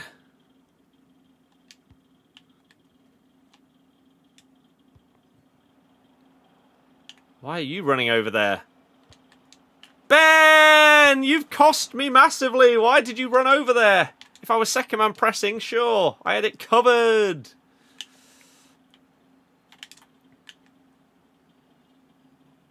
Woo!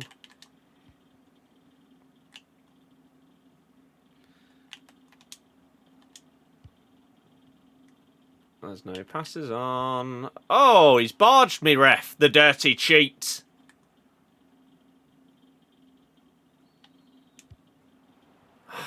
It's sad that we knew it was coming the entire time and I still couldn't stop it. That was terrifying. I would love Di Maria to make a run! How many times you press the button for a player to make a run and they just don't? Oh, your AI defending, you're a joke. I don't know what to do. All right, Ben. That's a little bit better than last time. ping him to go over there, and then we No, that's not where I aimed. Stupid game.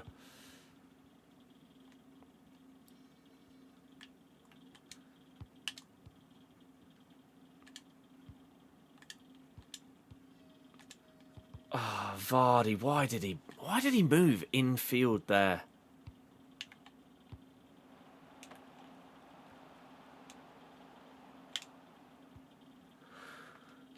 Okay. Manyan, you're not filling me with confidence. Once again. Oh, the delay! I mean,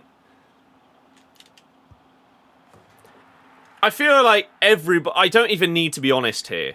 Everyone surely knows that pass was through to Joelinton, right? Not to Silko Thomas. But because of how slow he took to do it, Joelinton was then miles offside, and we got away with it. Because it went to the wrong person. Which is very rare for this game. Normally if there's an offside player and an onside player, you aim at the onside player. The game doesn't fancy that. It does the opposite. So that was very fortunate. That's a good ball. I read that, though. No defending, just vibes in this match. Are you off? It doesn't matter because of the way I controlled it anyway. He would have got caught up.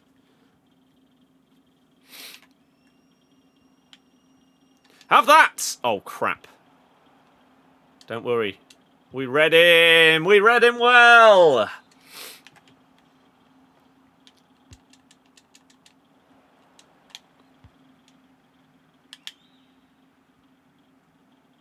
Oh my god, I was away if I just got that touch past.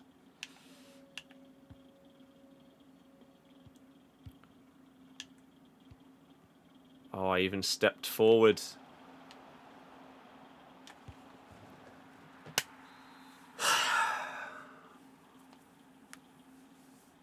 How on earth has that happened?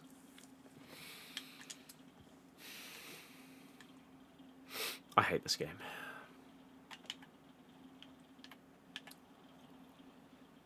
So much.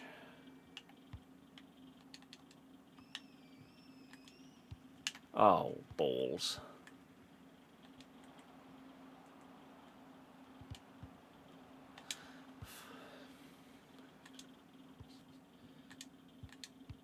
Oh, God, the amount of passes going to the wrong player. And then Di Maria just doesn't understand how to take a ball in his stride. No, it was optimistic.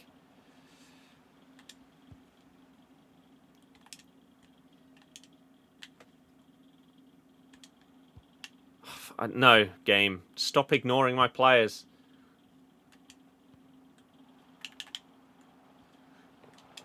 Oh, we successfully baited him! Beza, hello, how's it going?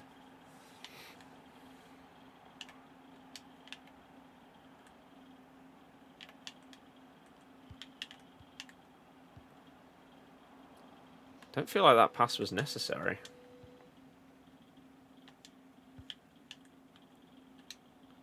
No, I read that.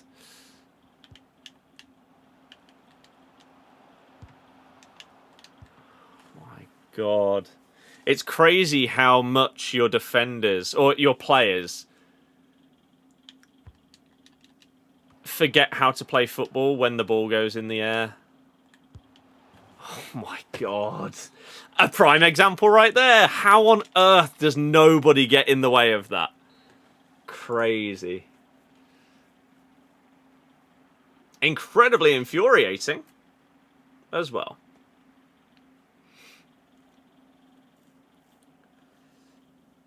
Jack, that is sad, isn't it? Does Brian Robbie have any decent cards this year? I have absolutely no idea. I've only had 5 shots. Wow. We've been clinical with our chances. But man, there have been some ridiculously stupid goals. Like that one. How does it get through? The messy one, where my goalie and defender, neither of them get the ball and they just wipe each other out instead. That was a personal favourite of mine. That's good dribbling. From a crazy Evo. No balls. It's going to be a loss, isn't it? Although, I have enjoyed this game more. Just because it has been ridiculous. Oh, that's a really bad touch. As I said before, no defending, just vibes here. How's everyone doing, though? There seems to be a decent amount of people on YouTube here today, but no one's really saying much. How are we all? How's the start to the week been? Got anything interesting going on this week, anyone? Same with you on TikTok, same with you on Twitch.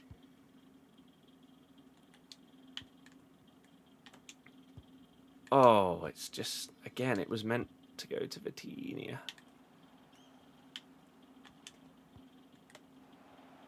That's a good touch.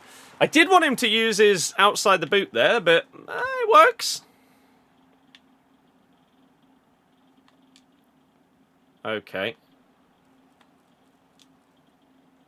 Timber! Just get the ball!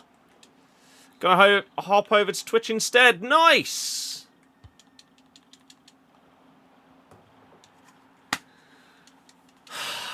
Jesus Christ. Pain. Pain is what I feel on this game so often. Get out my way! Timber, you clown! And now you can't even catch Joelinton. And then Manyan's trying to palm it into his own net. Why is Timber getting... Oh. Are you joking me? No one on YouTube? Hello? There's loads of people there. More than normal. Hello? Maybe they're not real.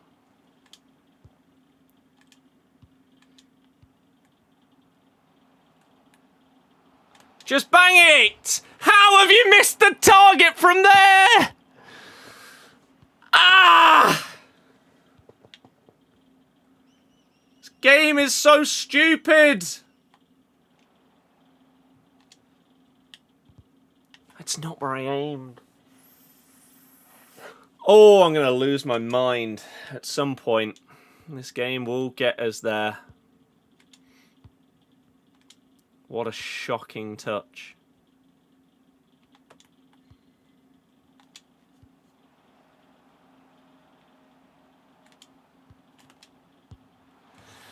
Di Maria! Yeah, I'm not sure the people that are there on YouTube are real. Something fishy's going on there. No one's even saying hello. We've got like 50 people across the 3 platforms and no one wants to say hello. I'm all alone. Neil Warnock. Good gamer tag. I rate it. That's not where I aimed. Oh, neither's that. I mean, we'll make it work. This gameplay is a mess. 8-7? Christ.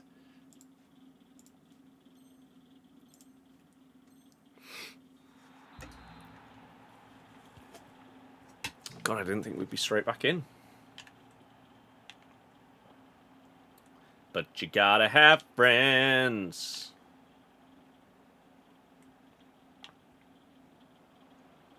I feel like kickoff is the only part of this game where I'm not a fan of my opponent. They score from every kickoff! I don't know what to do! Get back in the game and no! Immediately out of it again.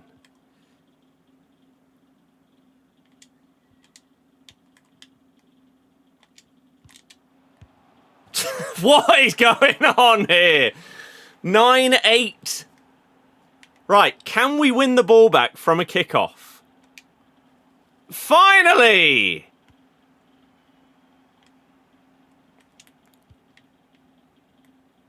Oh, I knew that touch was a bit too much. I shouldn't have sprinted there.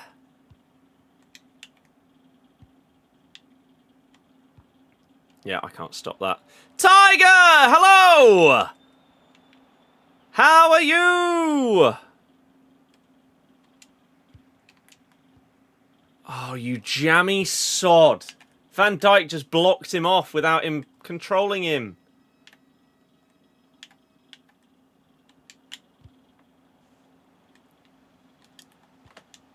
Go! No! It was a through ball. I didn't want him to control that. And now we've got Hansen coming back and defending via AI. That's fun.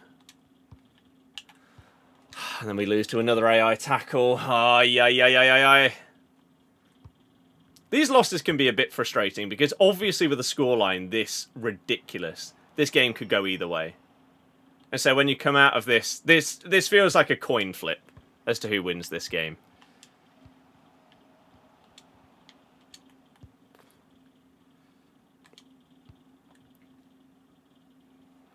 That's disgraceful. I'm doing very well, thank you. Very well. I need more runners. We're running out of time. Run! Van Dijk is quicker than me. What a challenge! We have to get the ball back right now. Oh, if that header goes to my guy, we've got a good counter. As I say, they're frustrating. A coin flip loss with some absolutely ludicrous goals thrown in there is painful. I mean, I don't know how many of their goals were kickoffs. But dear God, that was a mess. Oops. I don't know if the messy one will be in here because it was so long ago. Was it this one? No, it was at the other end. And this O'Reilly one was a pain. Yeah, the messy one's not there. Oh well, you got a question? Sure, hit me. Hit me with that question. Let's go. Next.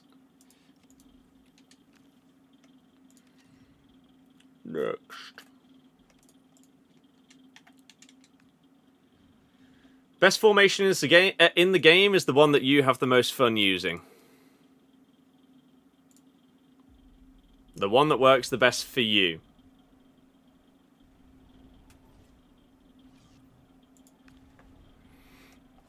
That's the case every single year. Don't just copy and paste the most meta formations, tactics, and players. Boring. Find what you enjoy. And make it work.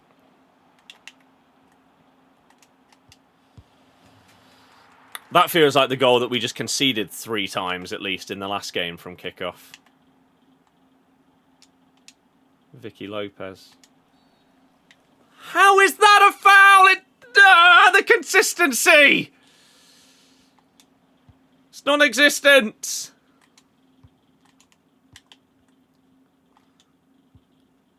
Mastery beats meta most of the time. Yeah. Oh, but that's not a foul. It's exactly the same thing. I use telebroadcast. Have done since the PS2. Never had a reason to change.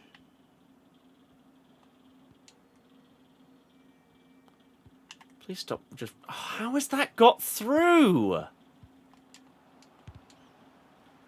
Dear God. That's such a bad pass. With incisive on a 5-star weak foot.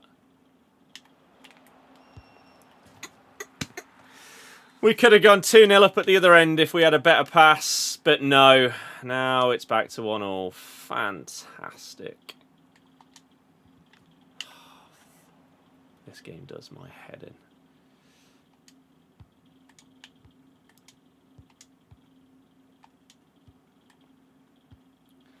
That's not a foul, is it? Why was Joelinton's earlier?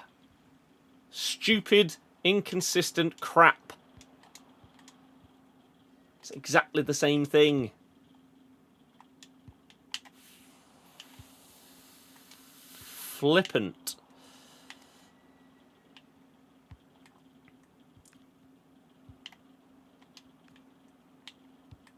Yeah, there's no world that was getting through there. Even with a decisive plus, I don't care. Go away with the AI defending! Ah! Iniesta just sprinting back and instantly tackling. Get him off! You're a joke, ref. Fermin Lopez going to miss the World Cup. Oh, I'm going to slap someone in a minute.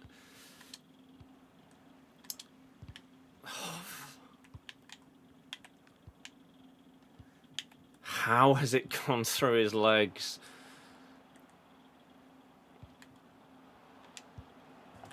Of course, of course. I hate this game.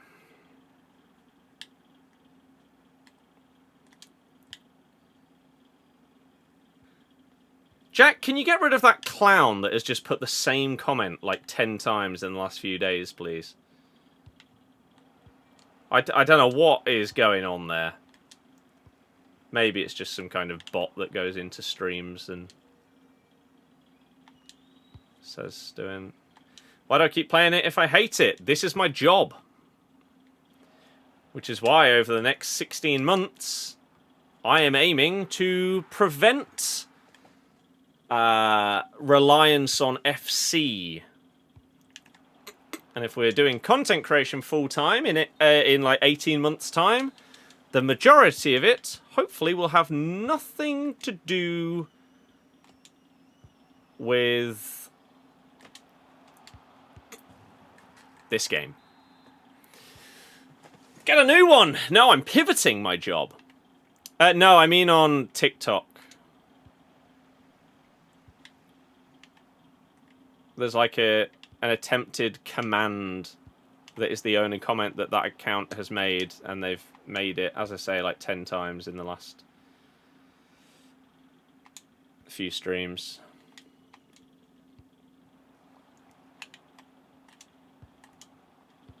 It's good play! And it's actually resulting in a goal. Who? The ukulele.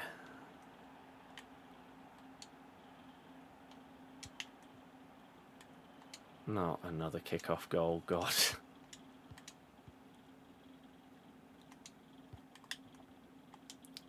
Yes, baited him with the touch, thinking I'd go the other way. Joelinton!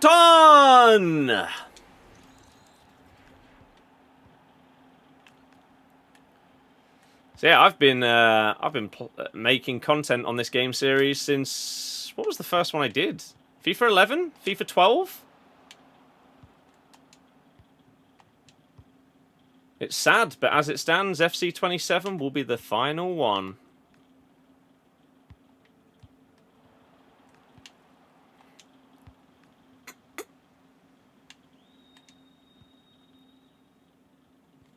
I think there are two worlds where that changes.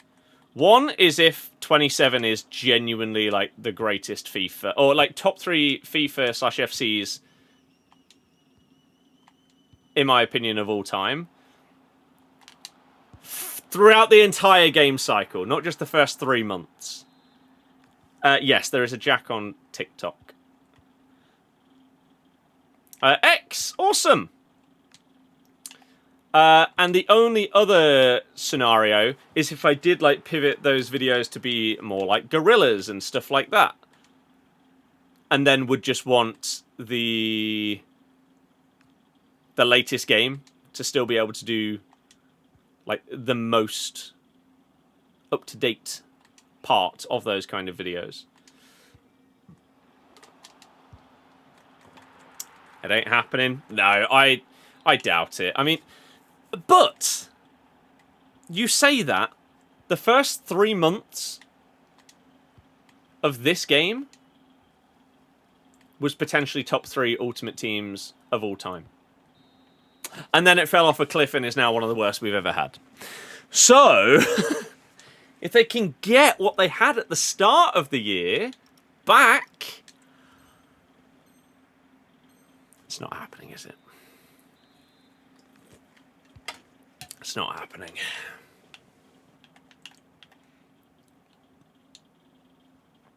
Have that.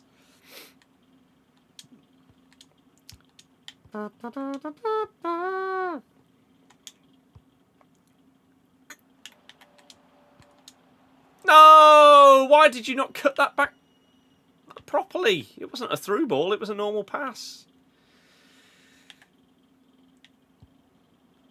Just subscribe to the channel. Cheers! Hopefully you enjoy all the videos, shorts, and streams. And if you have any questions about anything, hit me. Ah. People will play 3 months, then Copium will take over. Incisive pass plus on Iniesta, and that's where that pass went.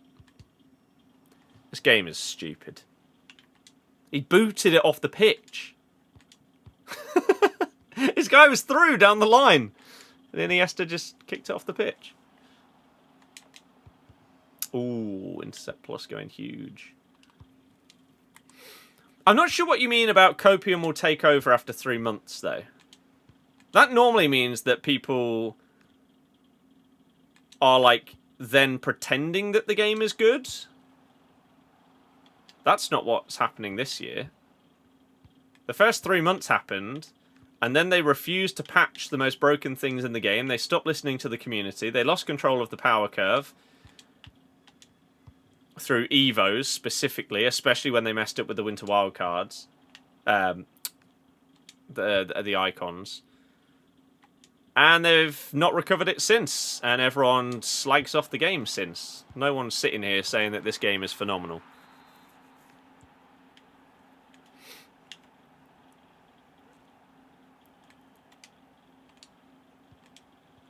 What do you think of LaFay's Spider-Man celebration? Couldn't decide whether it was cool or cringe. A bit of both. But it's one of those things, right? People say it like, I've got a Spider-Man chair. There will be people that join my stream and slag me off for owning a particular type of chair. There will be people that slag off LaFay for celebrating with a Spider-Man mask. If it doesn't hurt someone, who the hell cares? If he loves Spider-Man, or maybe he has like kids that love Spider-Man and wanted to see him do that kind of celebration, it's not harming anyone. So yeah, whilst it might seem cringy to some people, who gives a damn?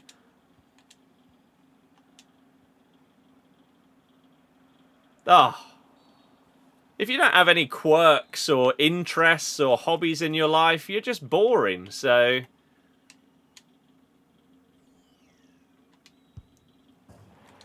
I prefer to see people doing random celebrations like that to just give a thumb up to the crowd. Like, yeah.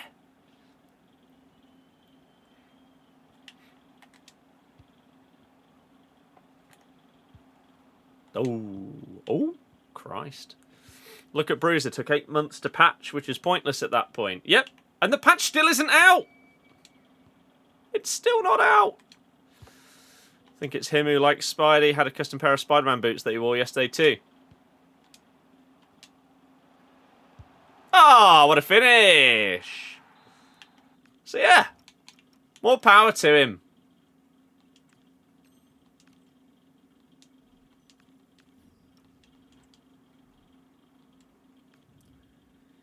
I know it's not like the first one that he's ever done, but you've scored a goal in the Premier League, right? Celebrate it how you want.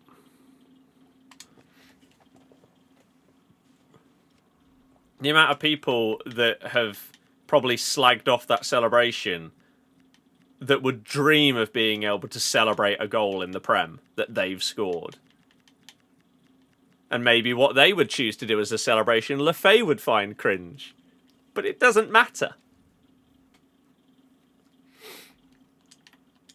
It's like, I love seeing players like give it back to the fans as well. Like, especially if you go back to like an old club and their fans just boo you from the first minute. If you score and you don't like shush the crowd or do something like that, that's disappointing. It's just banter. Give some back. Come on. But I think, despite Lefay wearing a Spider-Man mask to celebrate a goal, I think that wasn't even the most unexpected celebration of the weekend. Did anybody in the world think that Adam Wharton would be doing cartwheels and backflips to celebrate a goal? It'd be like James Milner doing it. But like, what was going on there?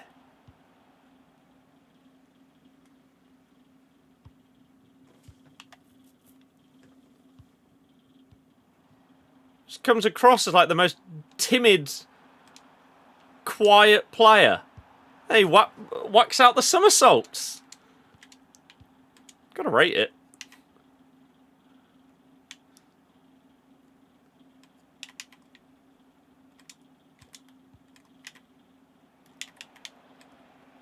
I accidentally sent Vardy on a run the complete wrong way there. Can't believe it's his first Prem goal. I know. I thought he would have scored something.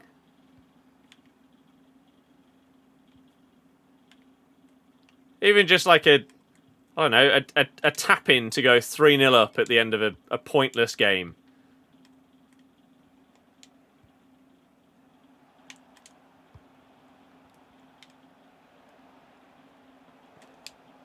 Oh, nice defending.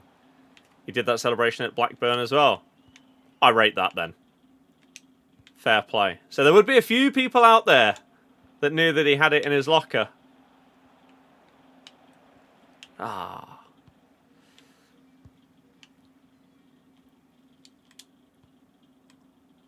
And the rest of us just enjoyed. Oh, he's committed there and he's got it wrong. Adebayor, full-length sprint knee slide. I rate that celebration so highly. If the fans were giving it to him the whole game, which I imagine they were. It's like one of my favourite celebrations of all time. I can't remember who the other player was, but it was Van Nistelrooy. And I think what was the context? I think Van Nistelrooy had a penalty saved.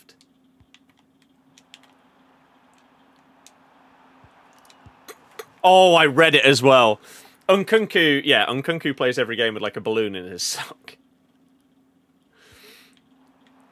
Ready. Which at Chelsea was not great. Not a good time for him. Which is a shame, because I was excited to see him ball out for Chelsea. Same with João Felix. That AI sprinting backwards tackle here.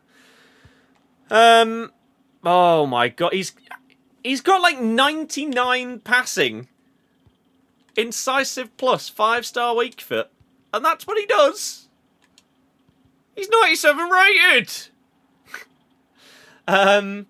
Yes, I think Van Nistelrooy had a penalty saved. One of the defenders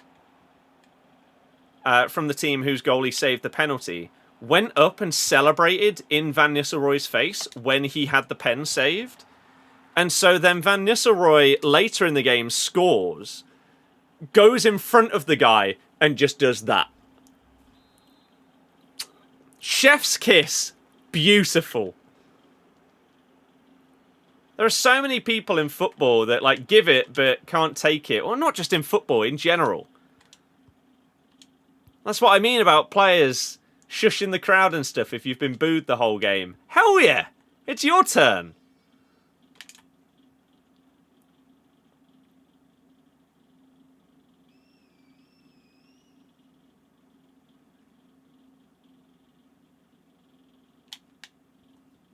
Oh, see you later, son!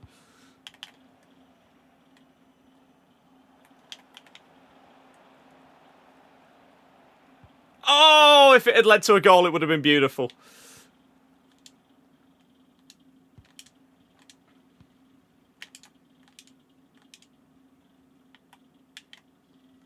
See ya!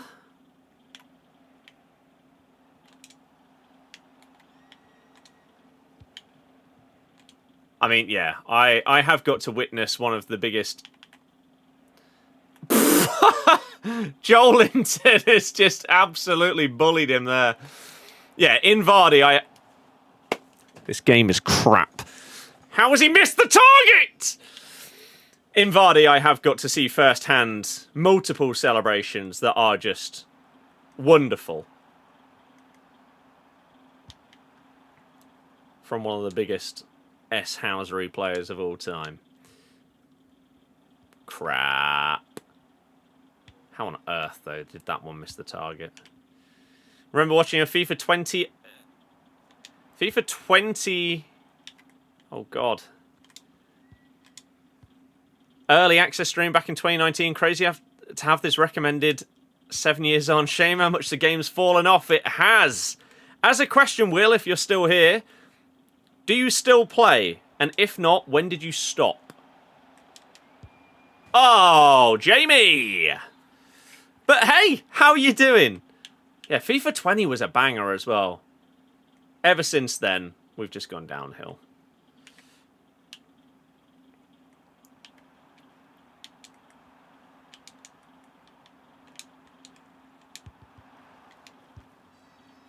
What is this game? Tip for everyone, you can play Forza Horizon 6 now, set console to New Zealand. Yes, if you've got Game Pass.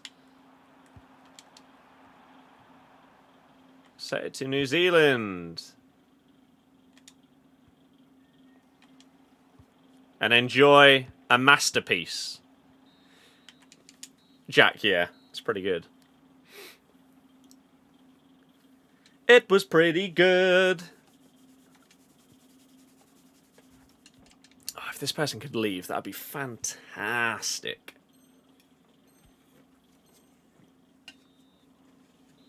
Because we are a little bit behind schedule when it comes to a champ stream. On average, it normally takes like 5 games.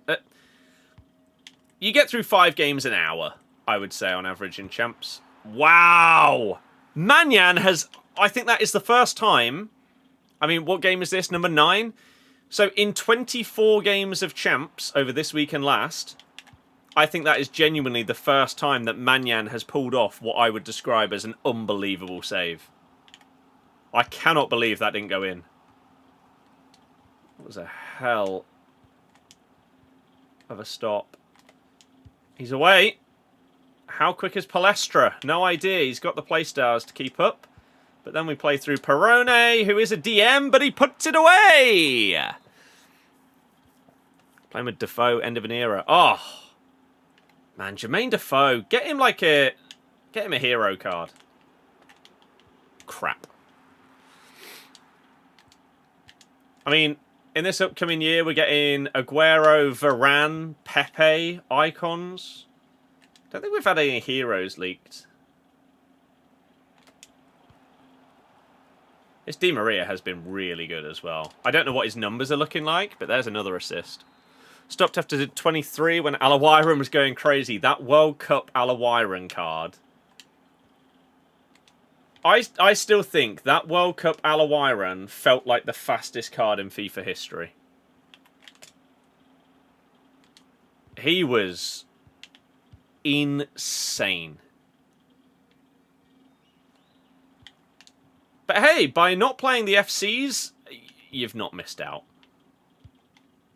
FC25 is my least enjoyed video game of my entire life. And I don't know if anything will ever top it. 26 started amazing. But now it's dreadful.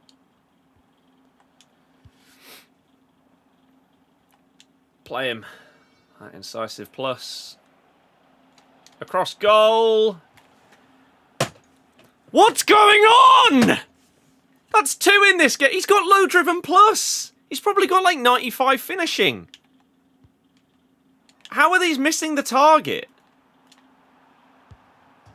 How is that missing the target? This game's so stupid. Timothy's and Osimhen's probably got 95 finishing plus as well. Big save. Mbappe and that Alawaran card in the same pack. That is ludicrous.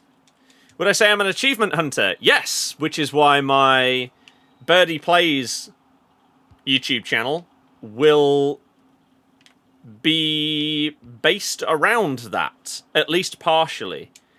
So going forward, in a year's time,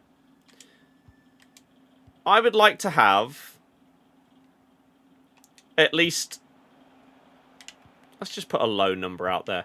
Let's say at least 5 long-form YouTube videos on these channels. This one, but this one sort of pivots the style of FC content into more like evergreen style stuff rather than relying on new, oh, what's the new promo today? I don't want to have to care about that, ideally. Oh, he's ignored the skill move. So, this channel, my football channel, which someone said about IRL football content. I've done a little bit of that as part of like challenge videos when it comes to using players on this game. No one seems to care about those videos though, so most people just didn't really see it, sadly. So, well, let's see.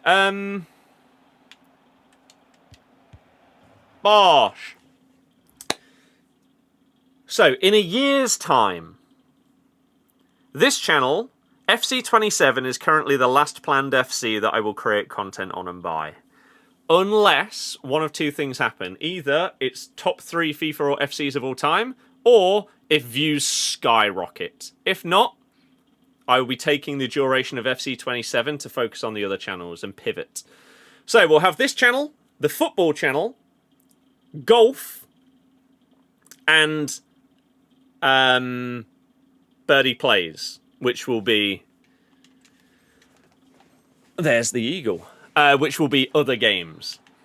Half of that content will be like retrospective docu or video essay type things. For example, why did FIFA die? Or what happens to FIFA? Why did Guitar Hero die? Just as examples, right? And then the other half of the content I would like to make on there is achievement hunting. So I 100%ed Forza Horizon 6 is the first planned video for that channel. And it will come out in about a month's time. That's my current plan to kick off that channel. Then I would like to do I completed Red Dead 15 years later, or something like that, as the next video. And then we'll go from there.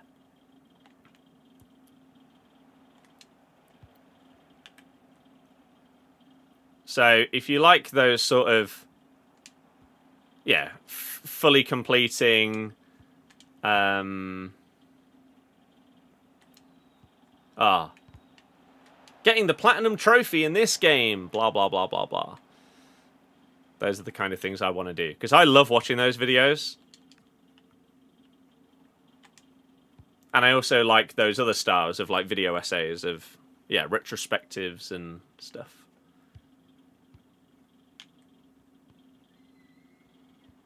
Ooh. Champs objective, 3 La Liga players needed in team. I mean, we're what, 10 games in? It's too late at this stage. I haven't cared about any of those Champs objectives. And I don't think my team has, like, accidentally fallen in line with one of them at any point either. Doesn't help I've got multiple Leicester players in. Need 5 wins. Yeah, I'm not getting 5 more wins in my remaining games.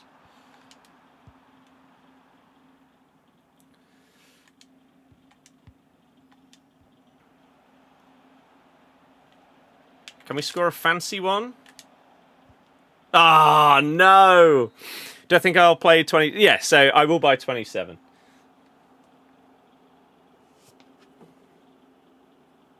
Oh.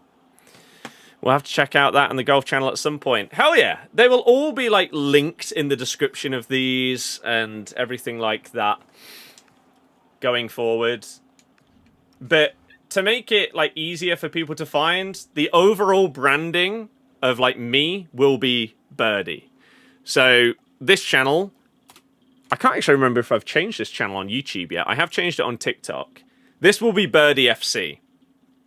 Then we'll have Birdie Plays Birdie Golf, which the irony of that is going to be fantastic. And then Birdie Football as well. There's a world I also do some music stuff, but the problem with music stuff, like, I would like to document, like, my progress at improving at different instruments and playing stuff. The problem is copyright. It would be so hard to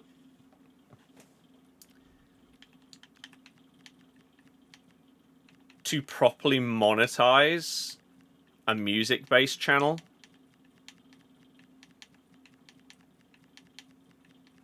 That I imagine you would have to try and funnel the viewers into, like, live streams and or like YouTube memberships or something like that, rather than relying on any kind of ad revenue and whatever. Di Maria, by the way, what are we at? 14 goals, 8 assists in 9 games. It's not bad. I did watch the golf, yes. What a final round. By the first Englishman to win the PGA in, what was it, 110 years or something like that? I can't remember what the stats were. Something ridiculous. 108 there. Yeah, Aaron Rye. Fair play. So yeah, William, I think a lot of people, potentially that, like, would have watched my stuff previously, will be in a similar boat to me in terms of what they now enjoy compared to what they used to enjoy, and what kind of stuff they watch as well. So I'm slightly hoping that some of my viewer base would be interested in the style of stuff that I want to do. God, that pass was so unbelievably delayed. Ay, ay, ay.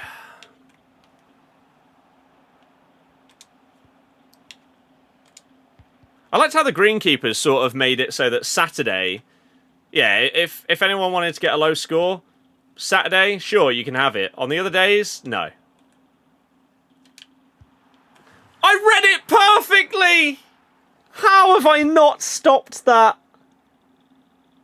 I read that cut inside and finesse to a T. Oh, come on, game. I was right there. That feels stupid.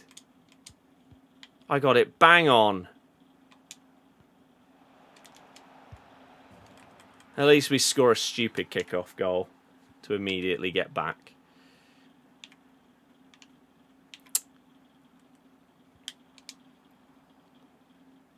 I mean, I pressed pass with Nesta there. Oh, this game is awful.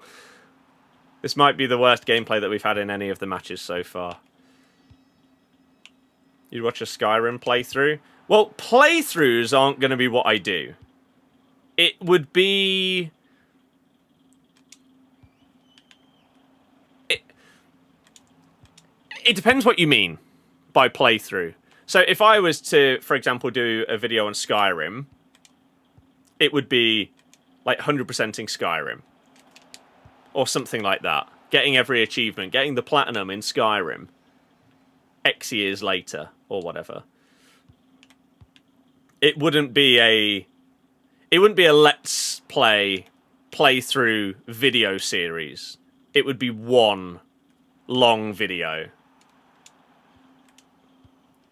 That's the kind of thing that I will be going for. There is a world where I would end up streaming the playthrough that is creating the video. Maybe. That is a possibility in the future.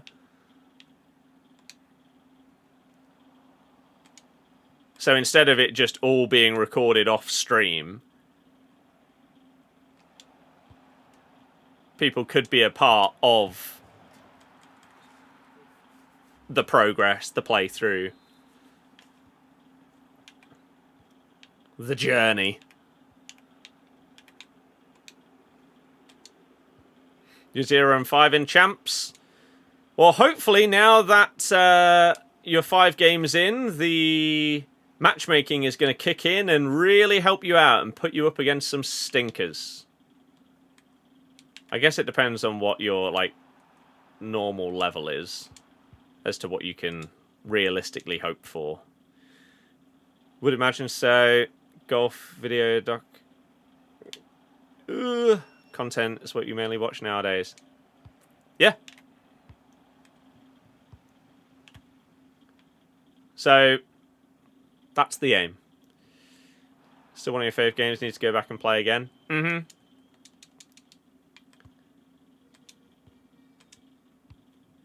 Because it also means there's a world that with some of the bigger games that are in like my back catalogue, or backlog, sorry, of games that I want and need to play that's like 200 games long, I could make videos out of some of them. The more popular games, like a Red Dead. I've never played the original Red Dead or Red Dead 2. I've now bought them. And so once I've done Forza, Red Dead is the next one on my list. And we can do that. And then when you've got new stuff coming out in the future, our aim could be to fly through that. And again, maybe we'd fly through it on stream as it's a new game and people would be interested in it. And then we turn it all into a video at the end of it.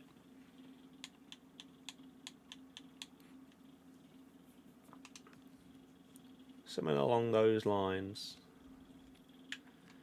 Right, we have got 5 games left. I'm going to very quickly nip toilet, and then we will continue. If anyone's got any random questions or anything they want to ask right now, or talk about, hit me, because we've got 5 games left. I will say my plan is to record the final game and rewards and turn that into a video. And I'll basically do like a live commentary throughout it. So maybe we'll pick like a topic to do with this game and content and stuff like that. And I will be talking about that myself. Maybe some chat interaction. If people add points that we could talk about on that subject, sure. But the idea is it could go up as a video, so it's not just going to be a conversation between me and chat where people couldn't see half of the conversation. So that's what I'm going to plan to do, but I'm just going to nip toilet. And so then we'll crack on in a minute.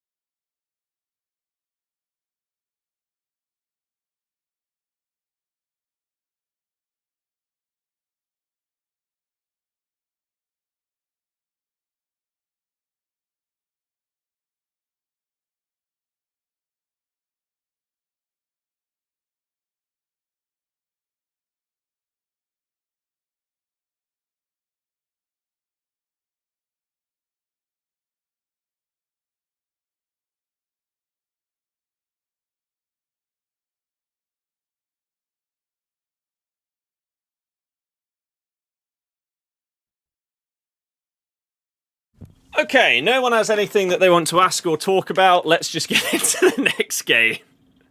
I feel like that is a big thing when it comes to streaming this game nowadays that is so different to how it used to be. I think so many people are now so done with this game, especially when it comes to gameplay, that they don't care about like the gameplay that's going on. There's a lot less interaction in like everybody's streams and content and stuff like that, because instead of being properly interested in it, a lot of people now just use it as like background noise and stuff. They're not engaged with it in the same way that they once were, but they'll still use it as that background noise rather than not watching it at all. I'll take the free kick. Not that we're ever going to score from this far out.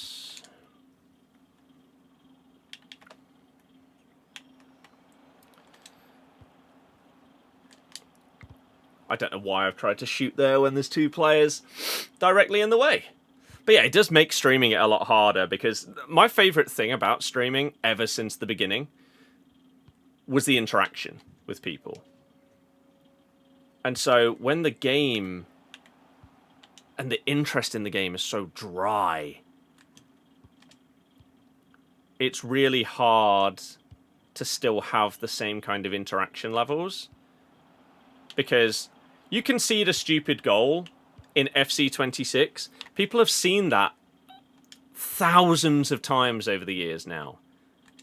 People aren't going to react like, oh my god, I can't believe that goal happened. Yes, you can. You see it all the time. It's the same with scoring a crazy goal. It's so rare that you're going to see someone score like any type of goal, really, and it feel fresh, new, exciting.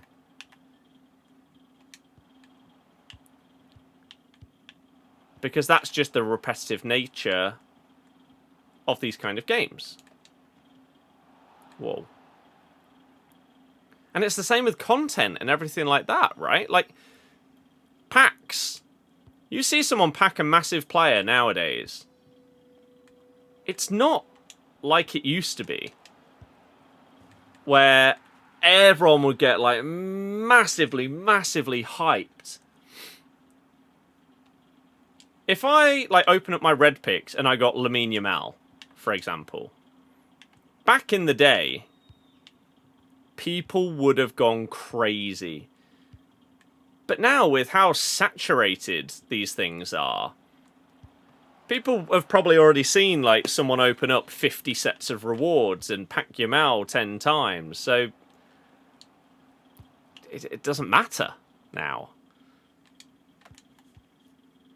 So where does the excitement come from when everything's already been done so many times? That's one of the biggest problems that we have.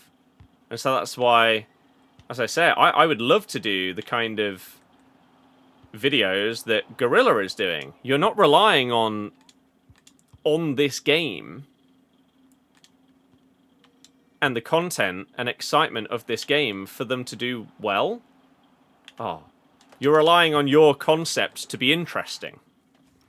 So, as an example, for those that don't know what I'm on about, we've looked at these kind of videos of, yeah, going back, scoring a Messi free kick in every FIFA, from FIFA 10 all the way up to FIFA FC 26, and scoring a Ronaldo penalty in every FIFA, and Pez, and all of these kind of things, going through the years and doing different challenges throughout different games and stuff.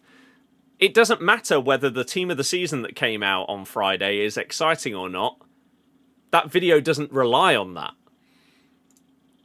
Whereas when you're streaming, it massively relies on what is going on, what people's interest in the game is like, and stuff like that.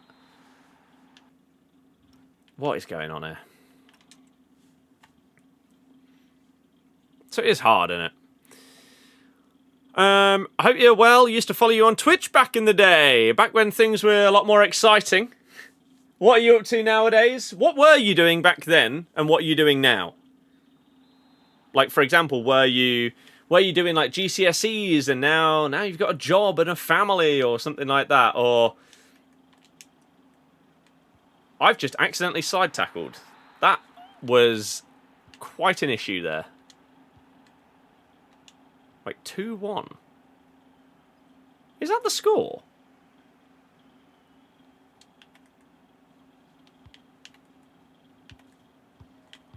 Oh yeah, I'm thinking of a different one.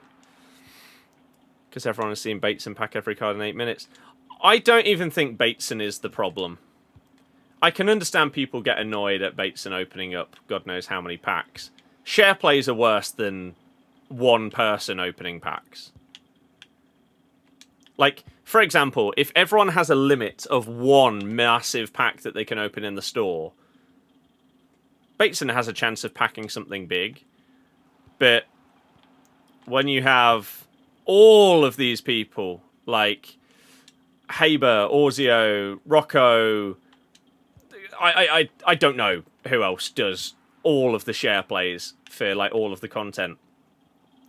You've seen that pack 100 times in the first 10 minutes that it's out, when it's supposed to be this one per account absolute monster pack.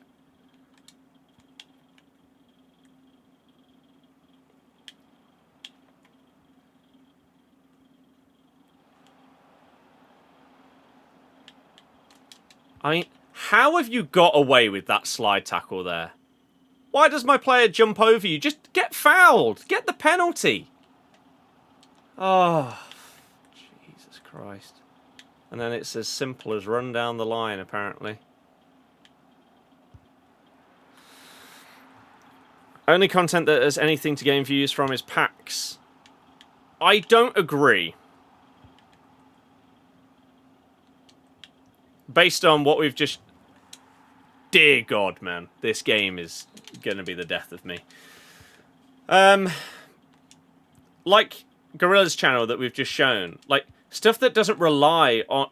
I guess if you mean content that can do well, that is based on current content. A lot of that will be pack-based. I think, yes. Just opening up the absolute biggest packs. Yeah. FIFA 17 days. Ah, the GOATs. Back when Foot Champs was the most exciting thing in the world. The most hyped thing each week. Champs rewards.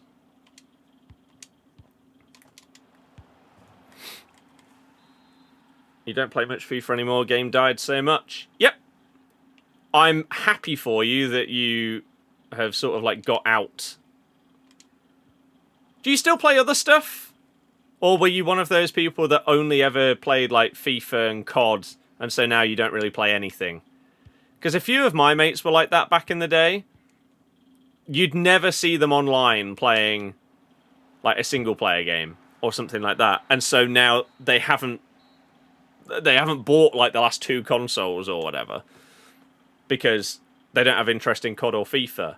But I imagine they would have an unbelievable time if they started playing through some of the amazing single-player game experiences that are in the world.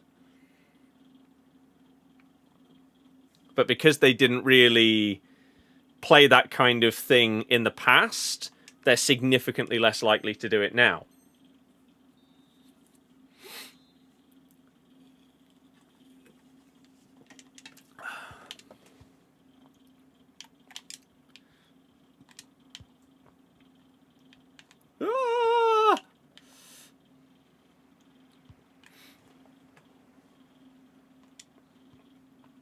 Bum ba bum bum bum bum bum bum ba bum bum. Tell you what, Silko Thomas coming in as a testing out Foot Champs level replacement for Liao has absolutely bloody smashed it. FIFA 17. Som Player of the Month was great. Yeah. That card was one of the best cards. I think that was the year of the Team of the Season Dembele at Dortmund. Usman. That card was unbelievable. Can't remember. At FIFA 17, I had an absolutely massive pack pool, but I can't remember who it was. I don't know if it was the year that I got Vieira. And then I also packed Cristiano Ronaldo in like a 7.5k pack or something. And that was just me set. But FIFA 17, one thing I can tell you... Maybe that was the year I got both of them. One thing I can tell you about my team in FIFA 17... Oh, something that most people nowadays would think... How on earth are you even doing that? Although maybe with Evos it's different. My first player to hit 1,000 games played on FIFA 17.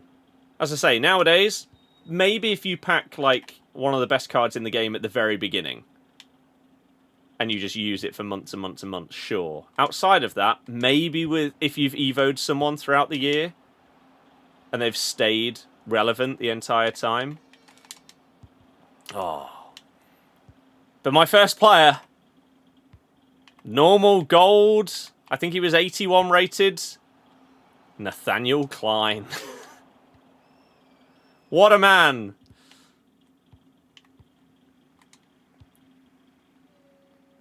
What a man. So the rest of the team were upgrading to the likes of Vieira and Ronaldo. Klein, though, stayed strong for me. You went to GTA. I'm assuming you play that with mates rather than on your own. If not, I would love to know what kind of stuff you do to be able to play GTA for so many years on your own. Because I just got so bored. And I don't know how people do it. I don't know how people do it with mates. Let alone on their own. Although I guess it depends on the age. Because if you're like a teenager and playing with your mates, you can make basically anything fun if you really want to.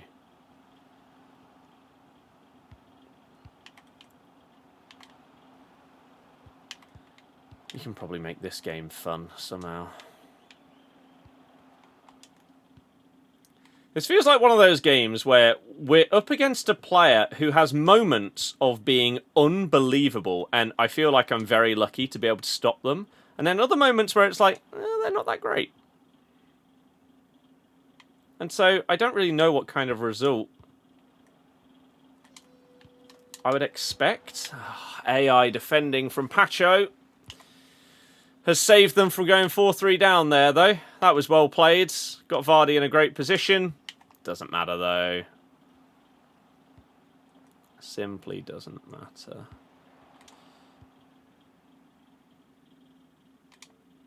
What? Why is Vitinha running backwards there? You very, very nearly just cost me. 97 rated player. Making that kind of movement. Like, was he slotting in for my left back? I don't want you to do that. I want my left back to be involved in the attack and you.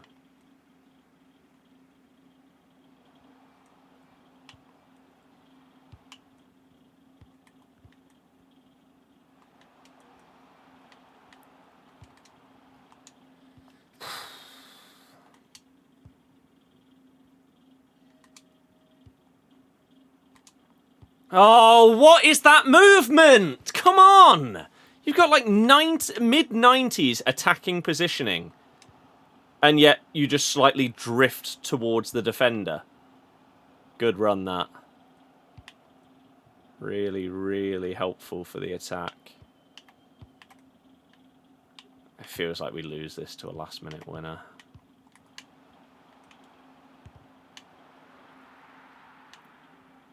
That comes on from like a deflected pass or something.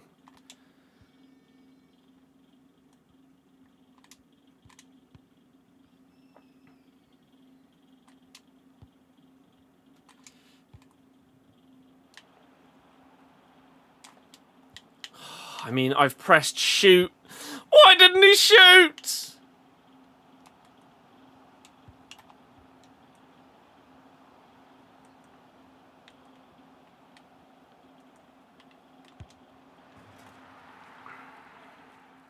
It's a 90th minute winner.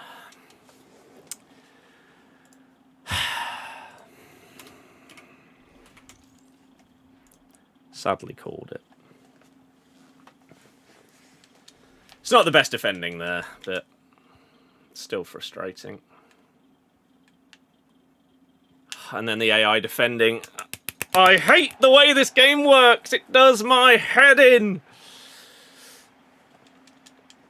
But it is what it is. It's crap. But we know it's crap, so we can't get annoyed at it being crap, because anyone that expects it to be anything other than that is a fool. What was this? Who cares? We didn't even do Bundesliga champs. Walked into a cyber cafe and 4 teens playing FC26 having a blast. Wish you were still a team. Even toxic games would be fun. If you are a toxic person and are willing to play in a toxic way, then yes, they would be. But if you're not, then they wouldn't be.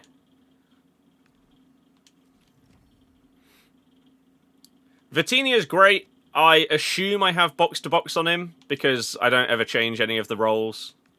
I could play him at cam, but I prefer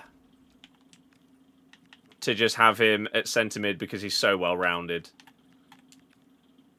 And it would mean I'd have to miss out on the likes of a Di Maria or Cherky or someone like that at cam. Even though it would be amazing now, but...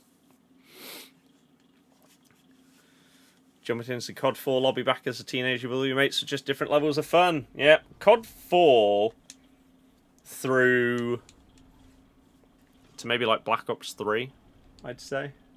That time frame. What's his standout attribute? I honestly don't even know. Passing and dribbling, I guess. Because you will have people that can shoot better than him. You will have people that are faster than him. You will have people that can defend or are more physical than him. But because he has, for example, finesse and low driven plus, he can still do amazing things when it comes to shooting, even if that's not his standout thing. Right? Same with defending. He's got relentless. He's got intercept plus. So he'll do a job. But then you've got technical plus. You've got incisive plus. You've got ping pass, long pass, tiki-taka, press proven. So on the ball, dribbling and passing, he's just an absolute monster. And double 5-star is always good as well. Thinking of buying in with Bruno, Tots at cam, and Iniesta at the other centre mid. It'd be pretty good. Do I reckon it's too attacking? No! This game is so boring the way that 99% of people play it. Go all out attack. Make it more interesting. None of the garbage that we see. AI defending, holding onto a CDM the entire game. Like... I hope that isn't going to be what this game is going to be, holding on to Rice the whole time. Go for it. Get skillers in there. Just mix things up. Have some fun.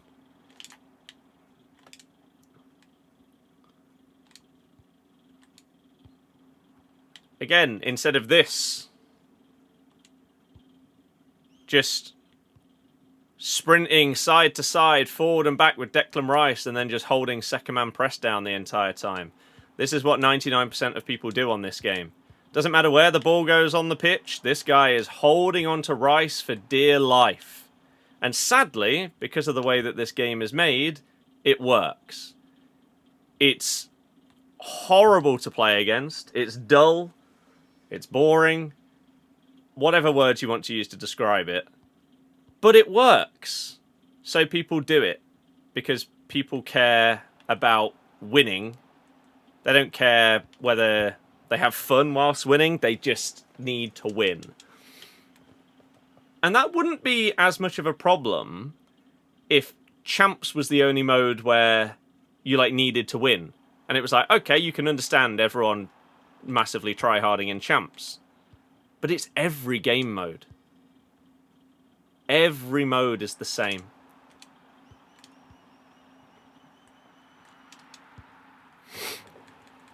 And it's sad. So I would love to come up against someone like you that is really attacking and just goes for it. That sounds great. Just more open game of football. Loads of goals. The AI defending crap. Just vibes. Oh, God.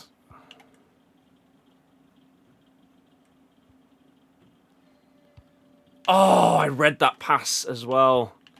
Just didn't quite get the perfect intercept on it. Here we are again with Rice. Just...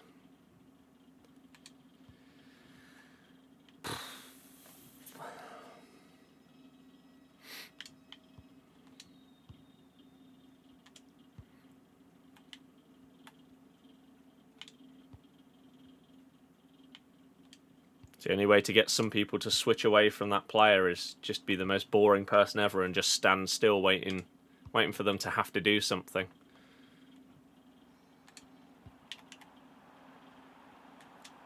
He's ignored the skill move that I pressed, but then he did a different one and it still sort of worked out. Then Jamie bangs it top bins.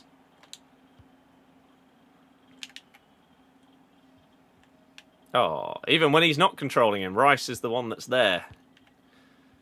He's everywhere. Di Maria. Oh, what a banger. There he is.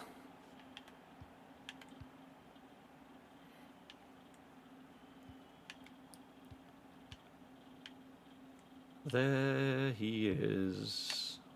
Oh.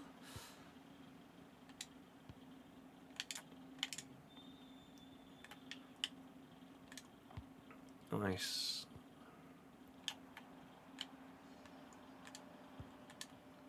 Oh, go away with Declan Rice, man.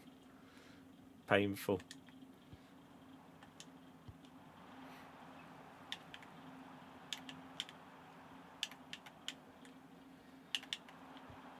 Oh, we tried one more with Joelinton. We were close.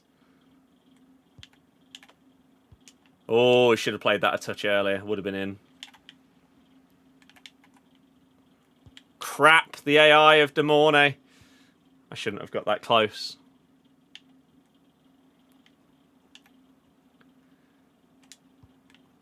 I mean, surely there is absolutely no world where that is the player that they aimed at. This game is stupid, so I imagine they aimed at the onside player, and the game's just thought, you know what? You know that player that's like 10 yards offside? No, we'll pass it to them instead. Oh, that was a nice little croqueta.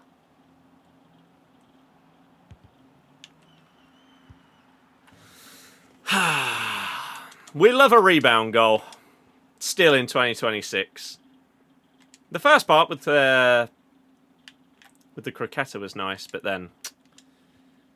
unfortunately, then the game just decided to screw us a little bit. That second man pressing. Your refusal to let go of Declan Rice has cost you a goal there. Oh, and they're in the chat on TikTok. Tom, you need to change the way you play. It's boring. And it's also just cost you a goal there. If you'd actually switched to the defender, you would have been able to stop that. But you keep just holding on to Declan Rice. And there are some scenarios where that works. There are others where it will cost you, especially if there's triggered runs. Triggered runs are the best way to counter someone holding on to a player. Oh, it was so close. With the AI. Because the AI don't track the triggered runs anywhere near as much. as they do just normal runs.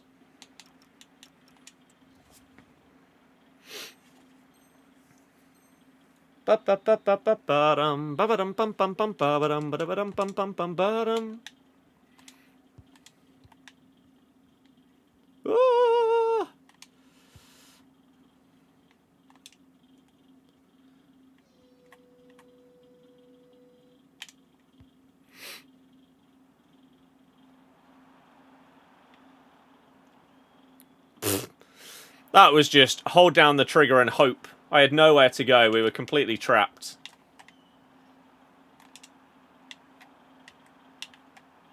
Oh, so nearly a nutmeg there. That would have been filthy with Vitinha. Crap. Oh, we committed. And it paid off.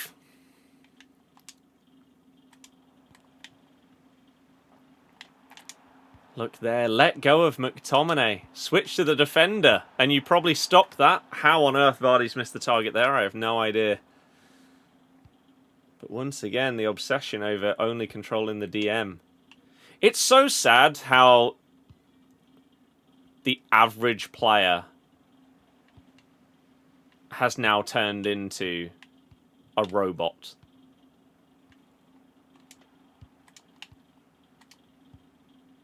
Of whatever the current meta is, immediately switching to that and only doing that. As I said earlier, there's like no individuality to the way that people play this game. Like, stepping up there with Nesta was a risk, but it worked out. There are times where, because that's part of my playstyle, that had cost me a goal there. Oh, I could have just sat with Perone and just held down this button the entire time and just sprint back with him and hope that the AI does their job, but it's just boring.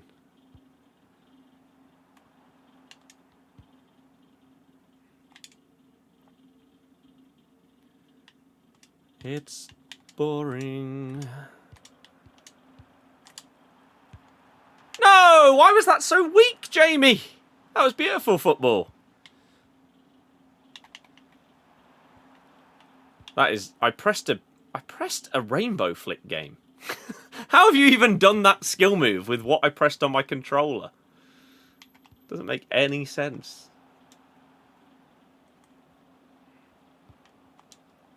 Oh, it was too predictable.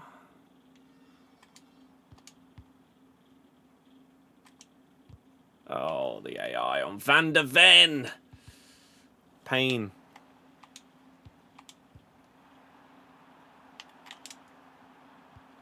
Oh, and then Declan Rice. Oh, it's pain for Lintit.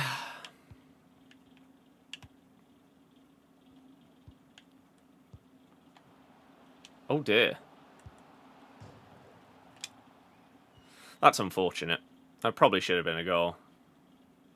I didn't sprint quick enough with Nelson, and it should have cost me.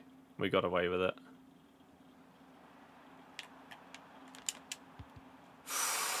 That run into the box was beautiful as well.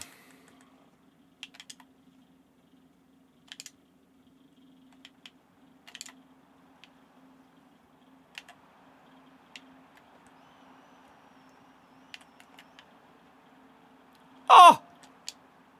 Oh, it would have been an unbelievable goal. We've absolutely done that defender with the little pop over the top. Damn.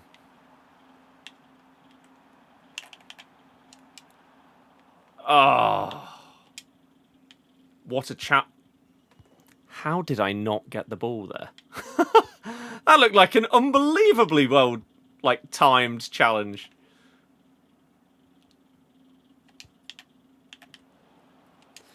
Like that one. Sit them down.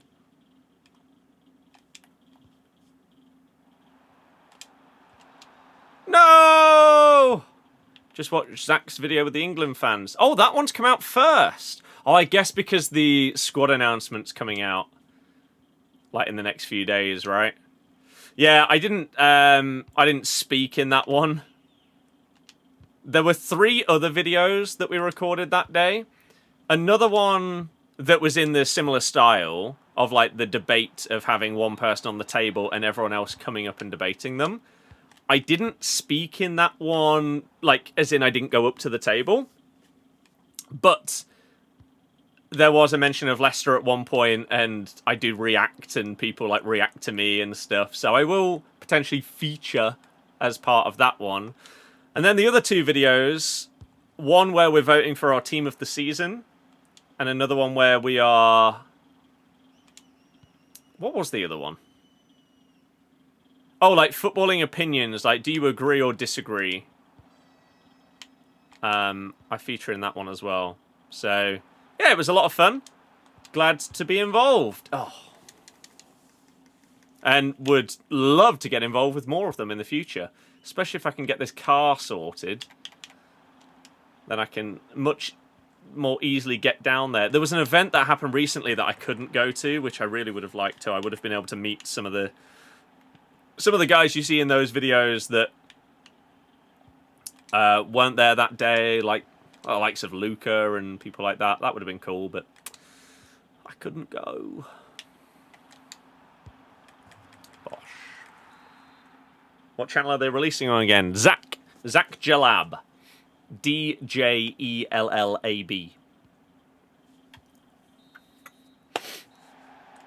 Right. How many we got left? 3 games to go. Jamie with the 4 goals.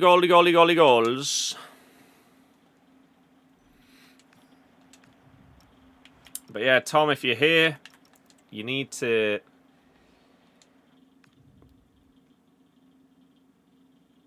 GG, ping was horrendous. Oh, I mean, the connection in these games is shocking. But I feel like there were instances in that game where you showed that you were a better player than the way that you play, if that makes sense. You don't need to be sat there holding on to Rice the entire time. I think it... I think it hinders you, actually. Or hindered you. Obviously, maybe in 99% of your other games, it's perfectly fine. But...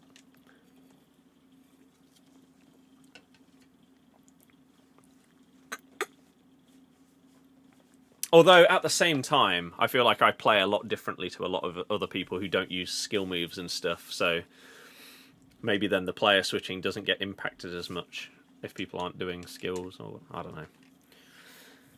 I've not watched the Vardy documentary. The aim is to watch that tonight. I've not seen it yet. But yeah, I mean, this game is very hard to play in general with the way that the servers are on this game. They just stink. I mean, I've literally just held to the right and somehow he's stopped going to the right.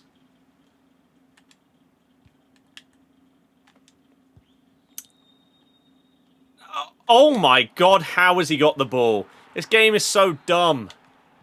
So dumb. How have I got that there? I mean, I'll take it, don't get me wrong. But, seriously. That's outrageous AI defending, getting back in position there from Jonathan Tah. He'd pulled him out of position. We utilised the space. An incisive plus through ball. Doesn't matter. Because the AI has just got him back there. And then that goes past 3 players and fires in the top corner. That's frustrating, isn't it? It is on Netflix. Yeah.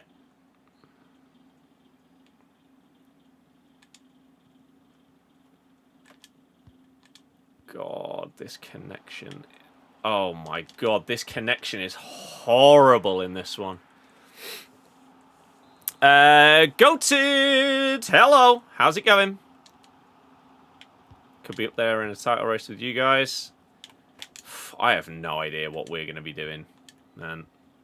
We don't know our manager's situation. We don't know our ownership situation. If there's a world that's going to change. Intercept plus, yeah? But I was holding on to him so he doesn't intercept it. If I let go of that controller there, he perfectly claims that ball. The game is so dumb. Yeah, we have no idea what kind of players we're going to have. Who's going to get promoted from the youth teams. It's certainly going to be interesting. This game stinks.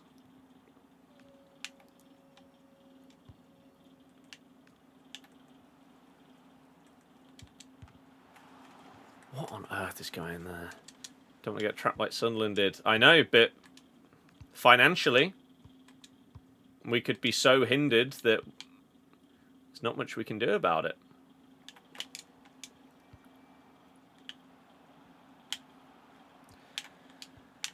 How's FC going? Horrible. The current gameplay of this game is absolutely dreadful. Not enjoyable the majority of the time. Button delay. Stupid mechanics. Stupid overpowered playstyles being overpowered for 8 months straight. I mean, what's Manyan doing there? You genuinely could have controlled that shot. Oh, and now we concede from the corner. Oh!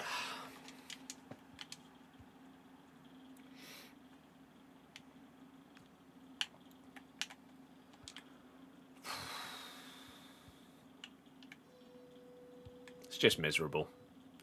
This isn't as bad as 25 for me, but it drops down the table every week that they don't fix things in a year where they specifically said they were going to fix things. 25 is comfortably the game. Like, I turned 32 in August. I've probably played games since I was like 3 or 4 years old. There's not been another game in my life that has frustrated me and that I've disliked in that amount of years playing games than FC 25. I didn't think that anything would ever be able to top FIFA 21 because of just how much I hated that game, but 25 did it. And I genuinely don't believe that it's even possible for anything to ever top 25 for my hatred for it. I really don't think so. Oh my good God. Right, let's just move on. I don't feel like this person has been unbelievable, but I don't care enough to properly try and come back.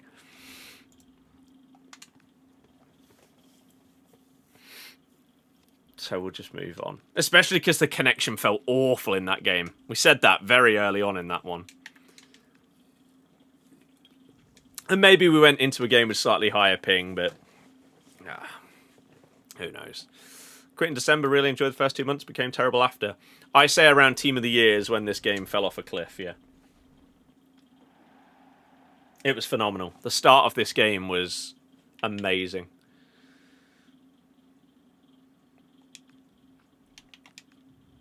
And now we're in this position. Oh dear. Right, we can't have that running out in the middle of the game, so let's just plug it in to make sure.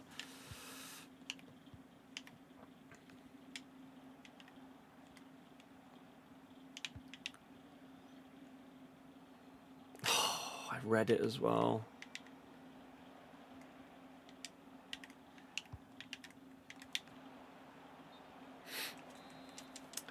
But yeah, my enjoyment of football doesn't like directly correlate with my enjoyment of these games. It's why I don't play something like eFootball. Just because I love the sport doesn't mean that I love football games. by default.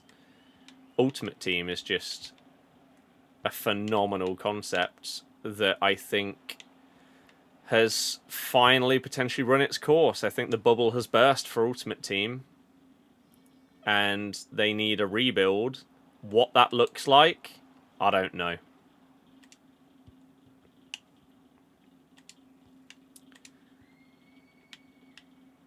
The gameplay, in my opinion, needs to change tremendously, but I just don't know whether that's going to happen. I would immediately get rid of playstyles, I'd get rid of custom tactics, I'd get rid of roles.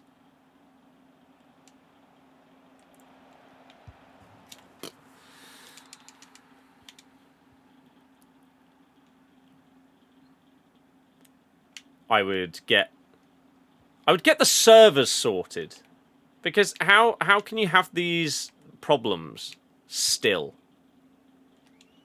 No other game has the server problems that this game does. I just don't understand how.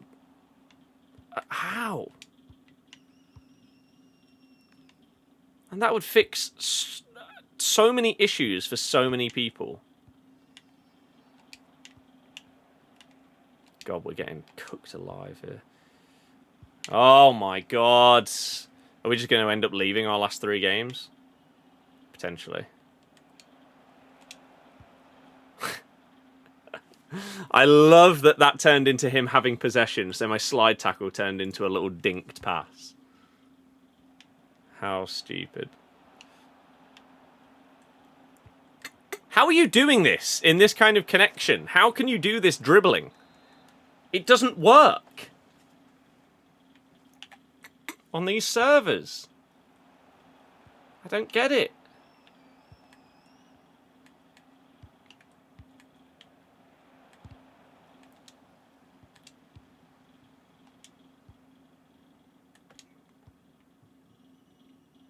He's just going to get caught immediately. I'm really tempted, even though I'm only 1-0 down, just to leave. Just so that we can get closer to being done with the game for the day.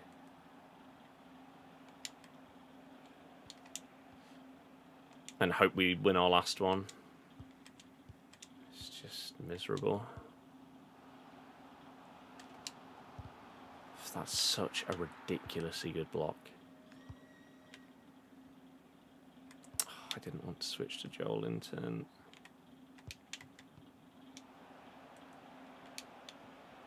That's nice. Yeah, let's just move on. So we need to win our last game in order to get 10 this week. Do I really care? No. We already got our good luck in Liga Tots. We're not going to hit anything close to that again, so... The difference between me getting, like, 9 wins and... I don't even know. 12 probably isn't going to make any difference to my rewards. If we're realistic.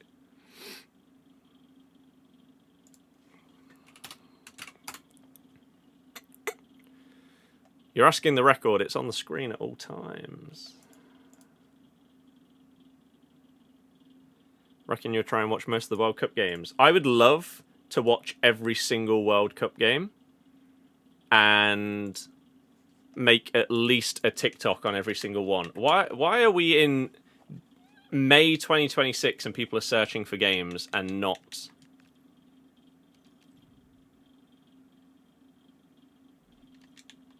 Pressing A. Went 13-2 this week, got nothing. Yeah, someone else said they got 14 wins and they got worse rewards than when they got like 9 a few weeks ago. Oh yeah, crap, record the last game. Oh. Right, let's do it. Here we are in La Liga Team of the Season. We are in our final game of Champs. And we are seeing... Once again, like last week where we recorded our final game, whether it's actually going to be worth playing. Right? Because we made the video talking about Team of the Season doesn't hit the same anymore. Even if you pack an unbelievable player. Last week, I got red picks of Tovan and Endrick. And that was amazing. And I also managed to pack Vitinha that week, untradeable. But it still doesn't hit the same as a potential 100k red pick would have hit in the past. And a lot of that is down to the gameplay, of course. You know that even though you've got an unbelievable player, they're not going to be enjoyable to play with. So I thought today we'd record again and see how things go, and we'll talk about the state of the game and what I think is going to happen on the game going forward, and content and some of the videos we've done recently. But if you are continuing to enjoy FC26 and you want to get some coins to be able to obtain the most expensive players in the game, don't buy FC points. I mean, you can buy them on Loot Bar as well, but instead, go and get yourself some coins. You can get like 3.5 mil for 30 quid, something like that.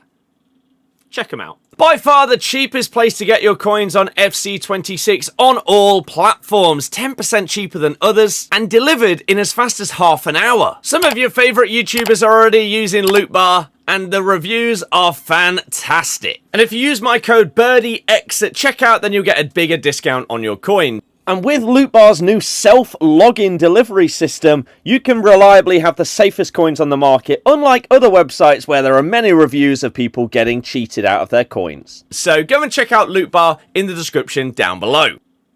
So here we go. Let's continue. We are currently 9-5 in champs, aiming to get 10.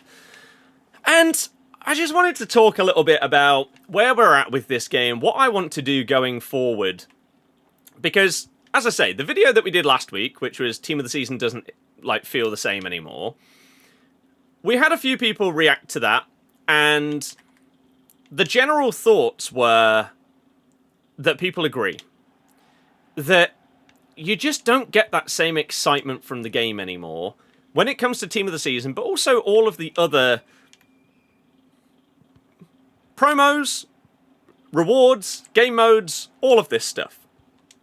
So the question is, has the Ultimate Team bubble burst? I think that the answer is yes.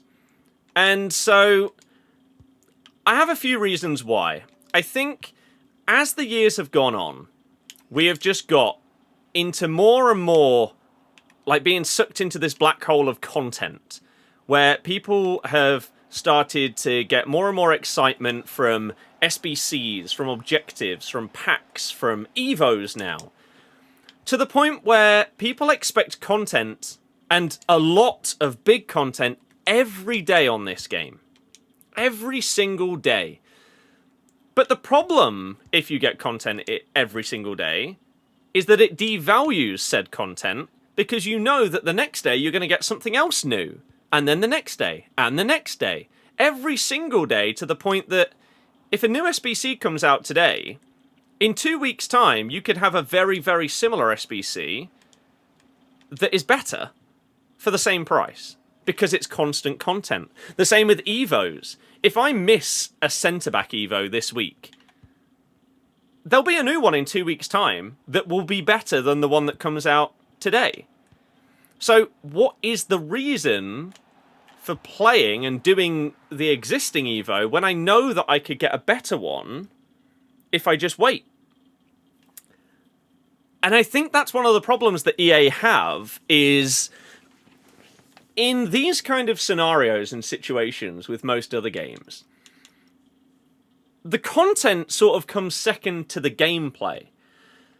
But everyone hates the gameplay of this game because AI defending is stupid, playstyles are broken beyond belief.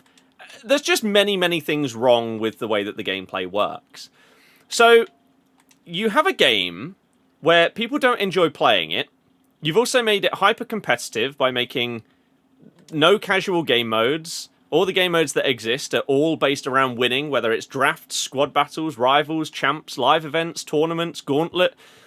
The aim is to win in all of these modes. That's a nice finish.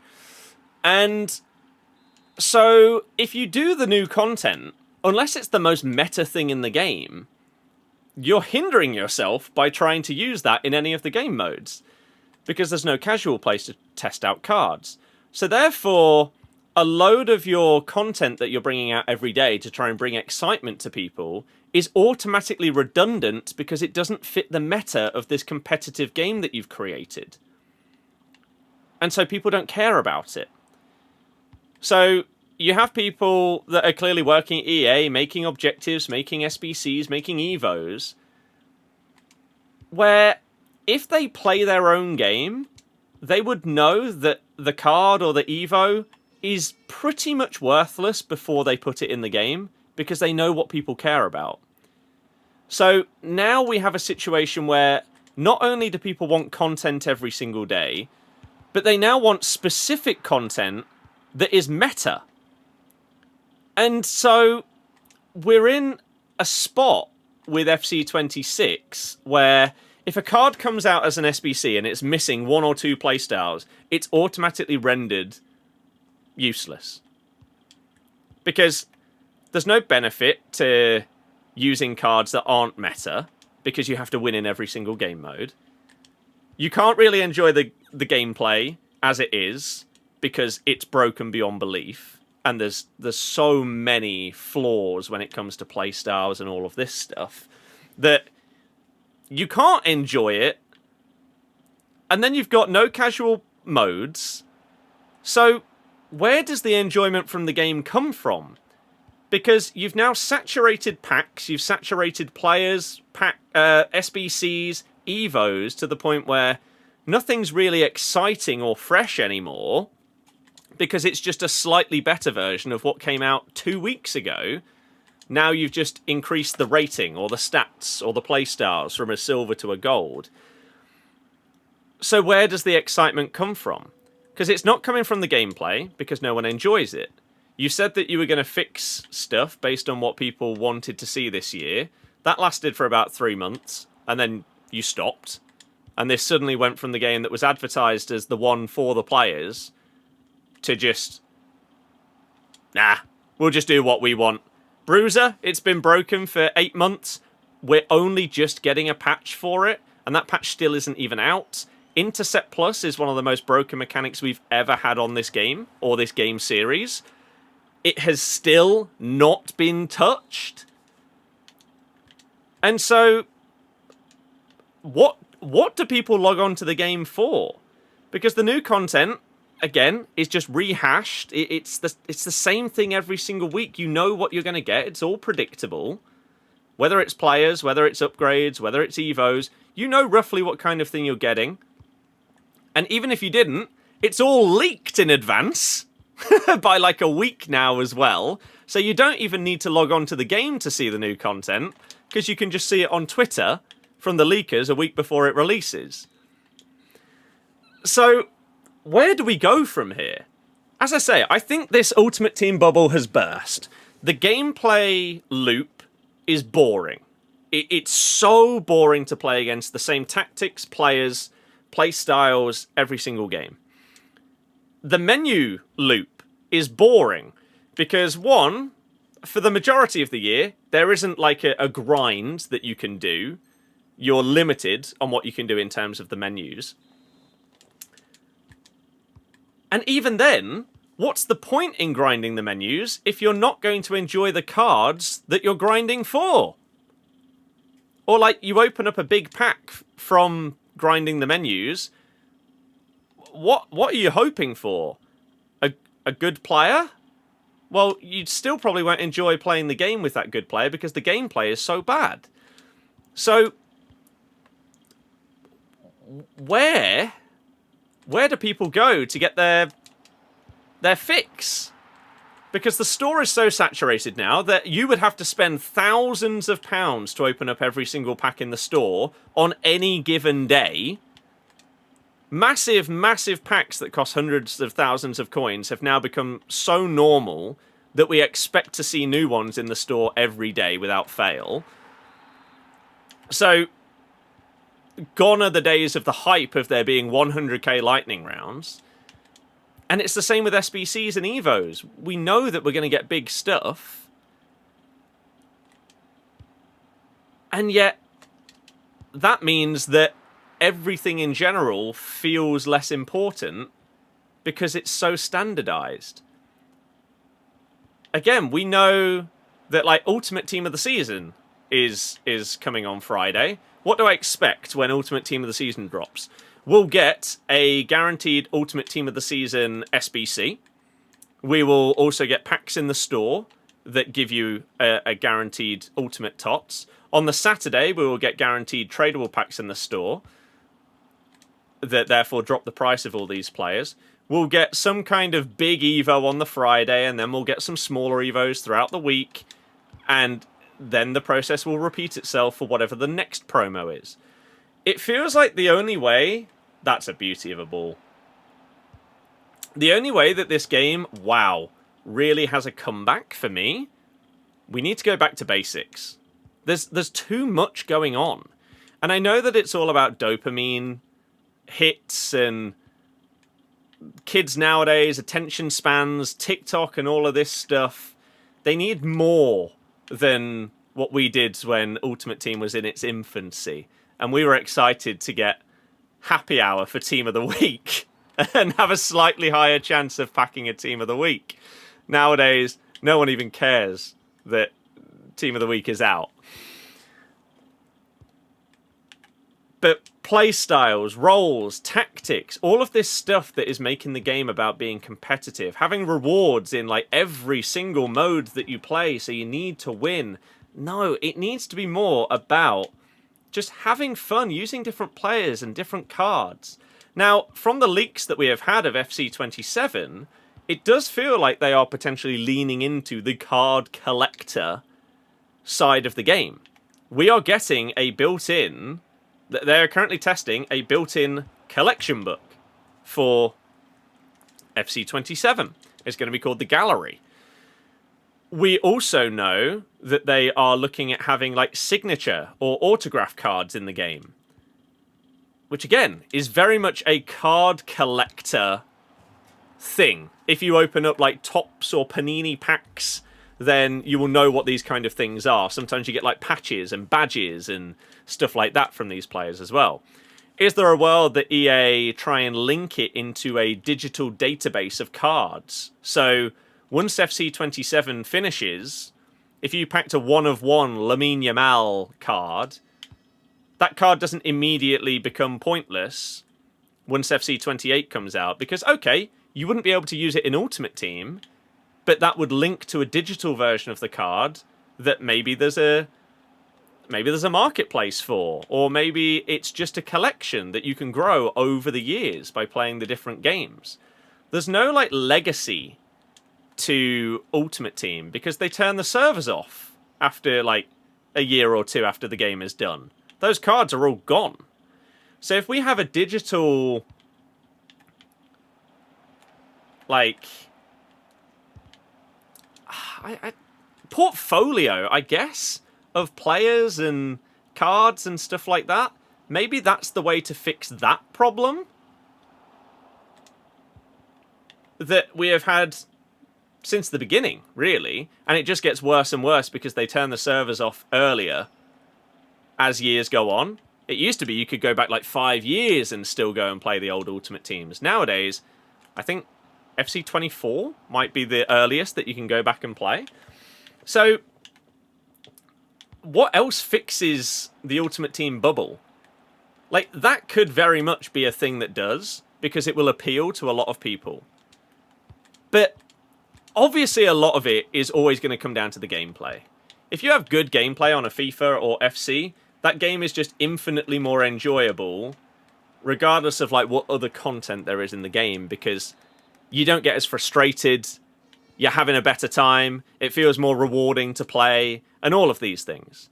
So of course, better gameplay, better servers would always be the number one thing that you would hope could happen. How on earth has such a good player missed the target there? I don't know. Oh my god. And with that, maybe even just that would bring back a lot of excitement for people. We've got the open world mode coming in FC27. I don't really understand how that's going to fix the bubble bursting of the constant rush and dopamine of needing new content all the time. If anything, it might be the opposite, and people will want more new stuff to do in the open world mode more often. Like,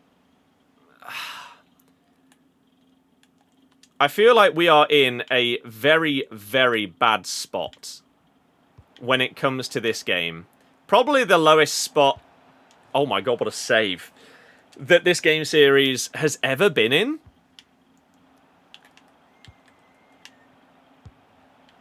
That's an outrageous diving header to block that from Timber.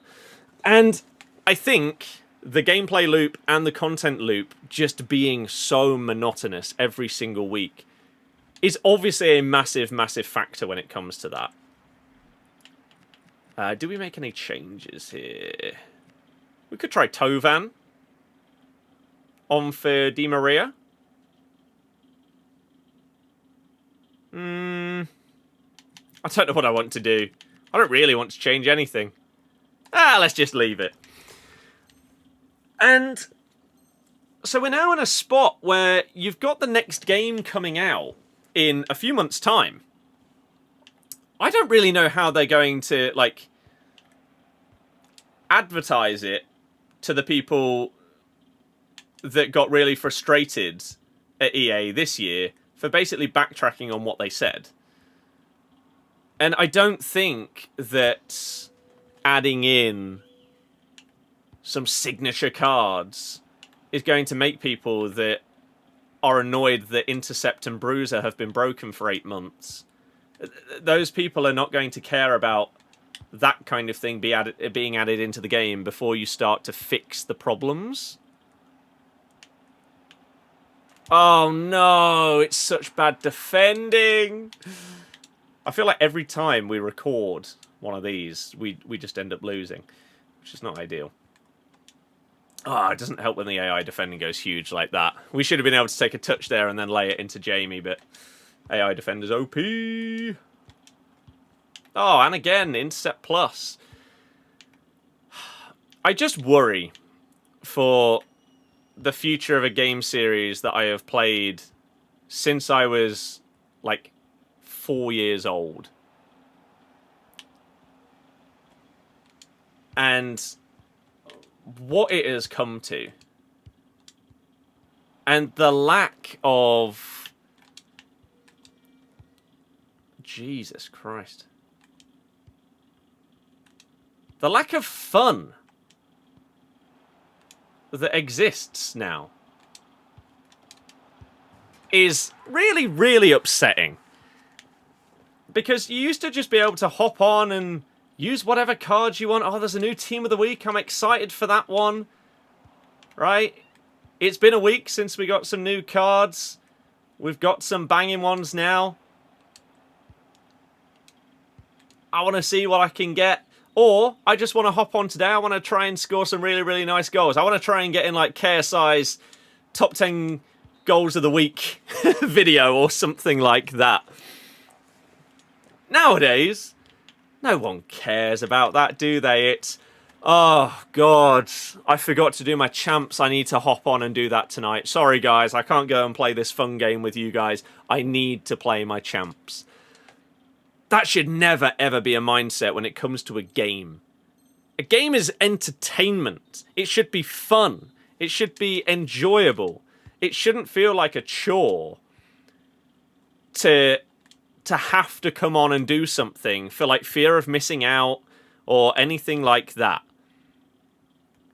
I can understand that in certain scenarios in certain games. For example, if there's a massive event on, like, Fortnite in the past, when they have the massive, like, end-of-season events and stuff. Sure. But for it to feel like a daily, weekly thing of, oh, God, I need to do this. Not, I want to go and do this. Oh, this is going to be really cool tonight. There's a massive event happening in-game.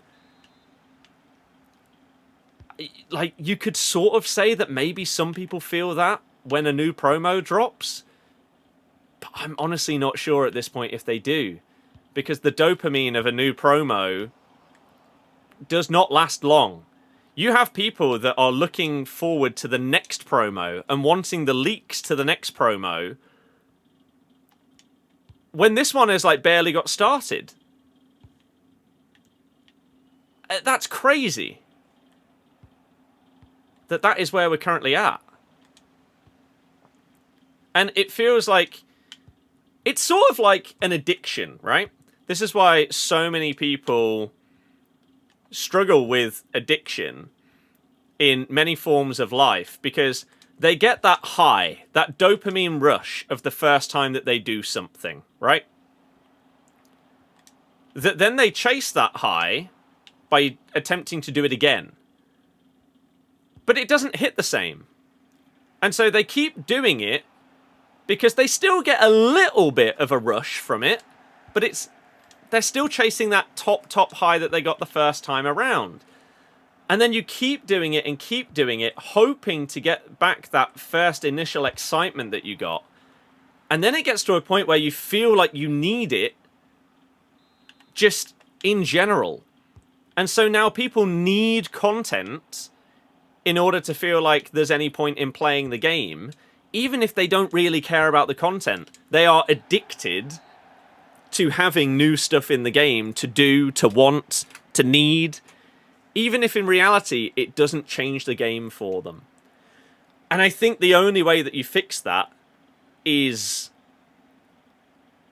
basically like going teetotal, shutting off. You've got to massively reduce the amount of stuff that is going on.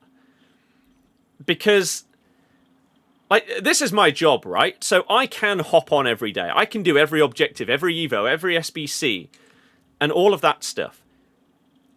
The guy who's going to a normal job and is getting home and has like an hour or two, maybe like 3 days a week, because they've got kids and stuff, to hop on. There's so much going on that it's overwhelming at this point. And yet, to the people that are playing every day, even though there's all that stuff to do, it's so repetitive that it's not enjoyable. So who is it catering to at this stage? I don't know what the answer to that question is.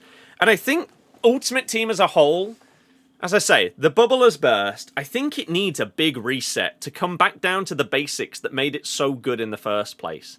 I know some people are going to struggle with not having constant stuff, but I feel like that is potentially the only way that we get back to an enjoyable game. I do think that it potentially needs to go at some point to free to play because of the amount of monetization that's in the game. You have paid season passes in a paid for game, right? You've got so many packs. You've got Evos that you can pay for, right? Kits that come out in the store that you can pay for. I think at some point it will need to go free to play. And especially if you've got this open world aspect where you're probably going to have other monetization routes, it makes the most sense. I don't think there's a world they do that in FC27. But the amount of people that are going to leave this game series after how disappointed they've been in FC26, maybe it's something that is going to force their hand because they're not going to get enough individual sales. So I'd love to know people's thoughts on what could fix what has become overstimulation with constant content to the point where it's all boring. Because you know, even if I get something great in this pick, it's going to feel the same as all these other cards because there's so many of them. And then I know that in a few weeks' time, we're going to get into World Cup content and footies that are going to have 4 playstyle pluses, and this card is just going to be redundant. So the people that probably benefit from playing these games the most are the ones that start playing the game during footies. So let's open up our picks and packs and see if we get anything of note. 1 of 3, 93 plus, La Liga or Liga F Tots Champions pick. We kick things off with Claudia Pina. Okay. I have avoided using Pina for so many months because she is just the meta rat. Right? And I just hate being boring and using the same players as everybody else. So I refuse to use her. However, a 97 rated one that's double 5-star with unbelievable stats and playstyles that fit me pretty much perfectly, other than missing Trickster,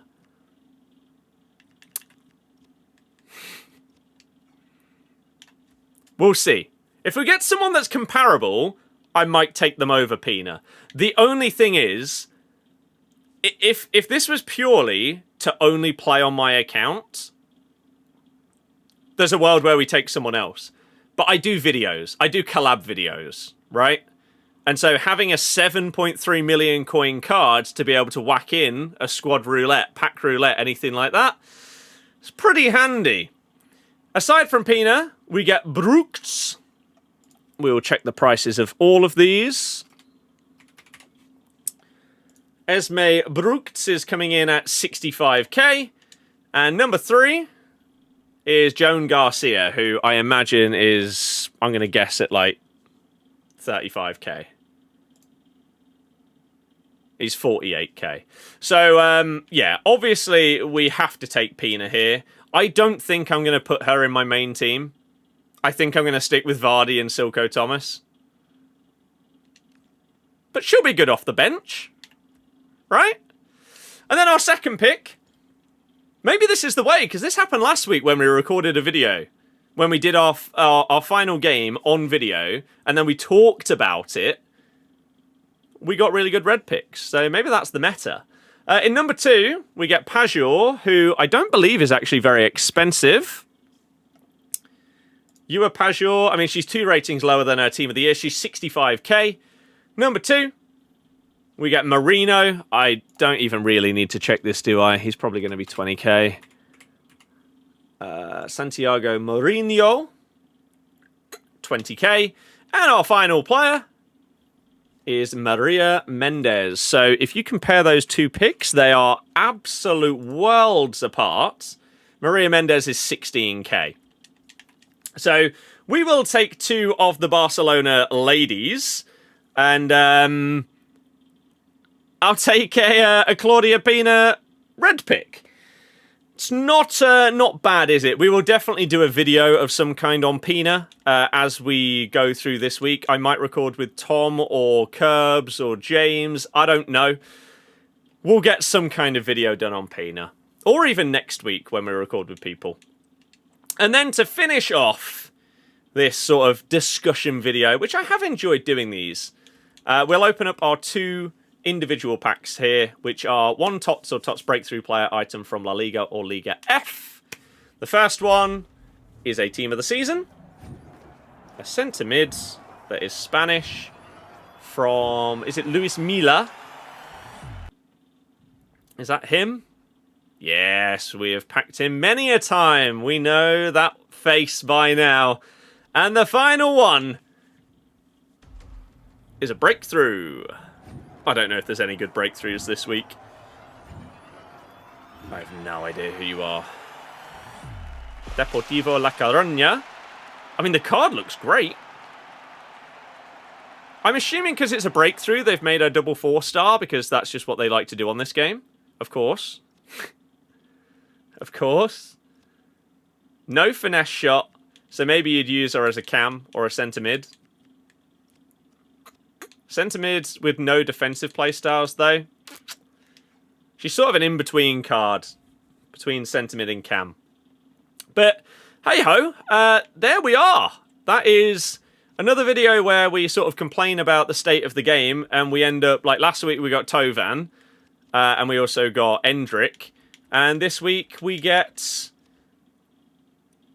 an absolutely ludicrous Claudia Pina. I mean, in terms of the most expensive cards on the entire game, how close is she to the top? Let's have a quick look, considering we also packed Vitinha recently. Most expensive cards that we currently have in this game. Claudia Pina, we've packed the 4th most expensive card. And then Vitinha, who's down here as well. That is absolutely ridiculous. But there we go. Claudia Pina's in the club, but the Ultimate Team bubble has burst, so who cares?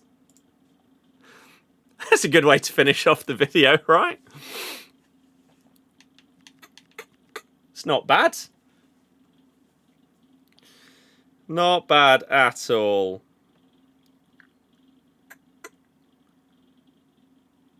It's just mental, isn't it? Like, give me that on a game that I love, and I'm jumping for joy. We're bouncing around the room. The sad part is, as I say, she fits the way that I play this game absolutely perfectly. I mean, if we compare her to this Silko Thomas that we've currently got up front, how do they compare? She's 5'3", which is better on this game. Both double 5-star. Pace slightly better on Silko. Shooting way better on Pina. Passing better on Pina. Dribbling slightly better on Pina. Physicals better on Pina. Playstyles,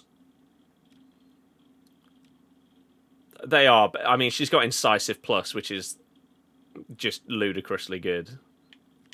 She doesn't have Ping Pass. She does have First Touch instead of Trickster. And Dead Ball and Game Changer, which is apparently actually pretty good for low drivens. I don't have that on my Silko Thomas. She is just better.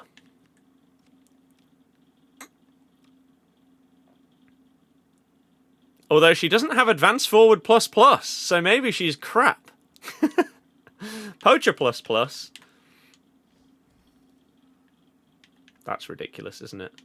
I need to pack, like... Well, actually, no, I say that. I did pack Ruben Neves, and I did use him before I lost him in a video. I was going to say, I needed a big defensive mid pack. And we're just not really getting it. Who else did I just get? Pajor. I didn't even look at her card. I just know she's not worth much. See, how are you giving a Team of the Season Pajor double 4-star, man?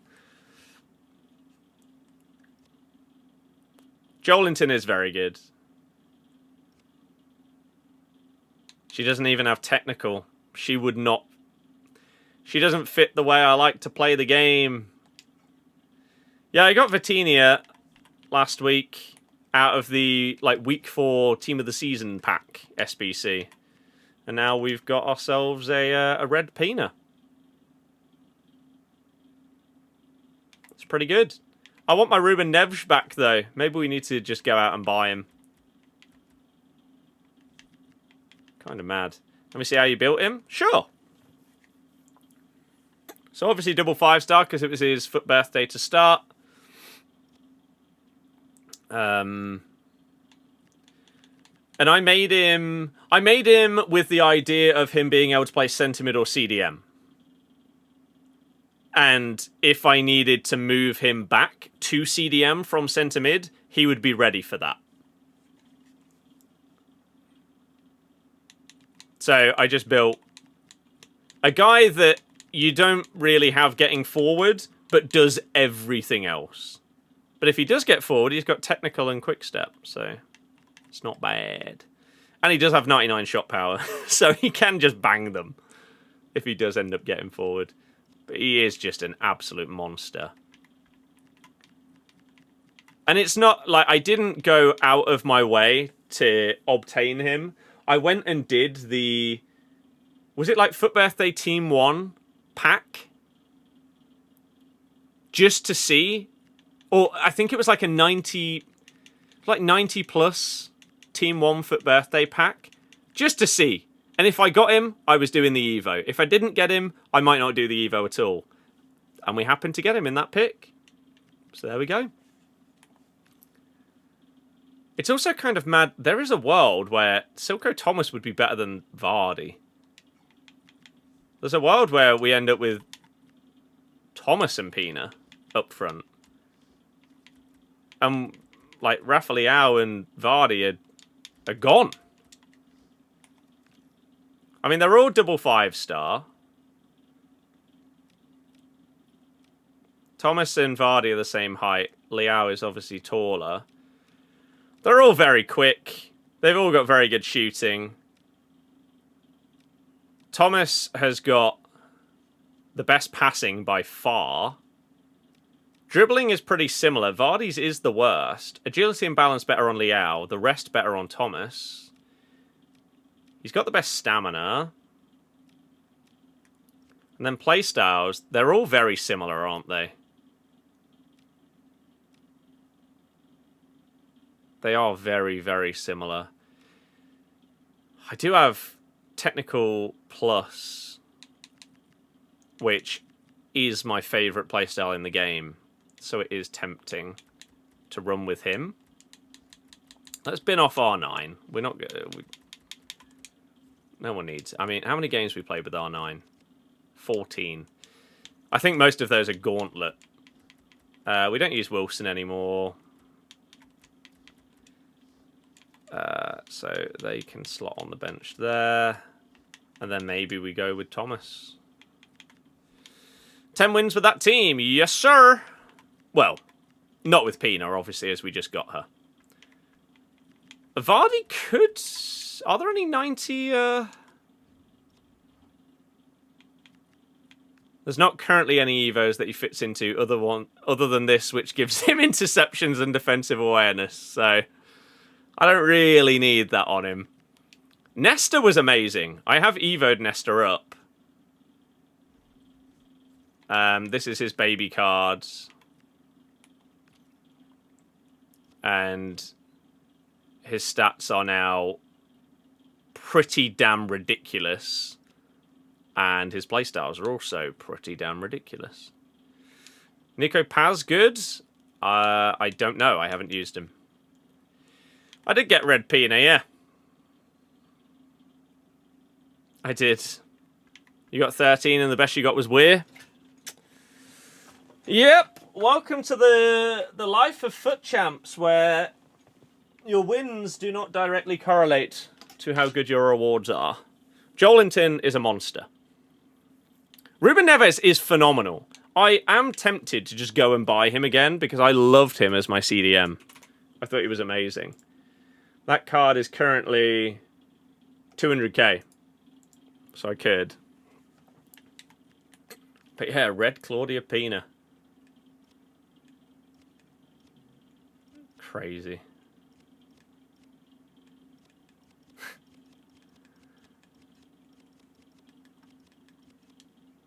So... Notts Forest receive apology from PGMOL, who has accepted that the ref was wrong in not ruling out Man United's second goal for handball. But Dermot Gallagher said that it was right.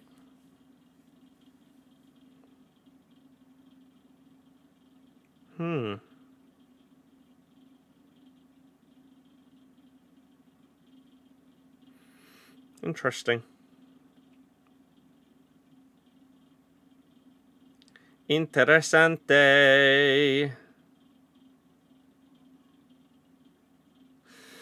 I got to test Pina out today. I don't. I did end up finishing Crash 4. Yes. Red Pina for 10 wins. Correct. Correct.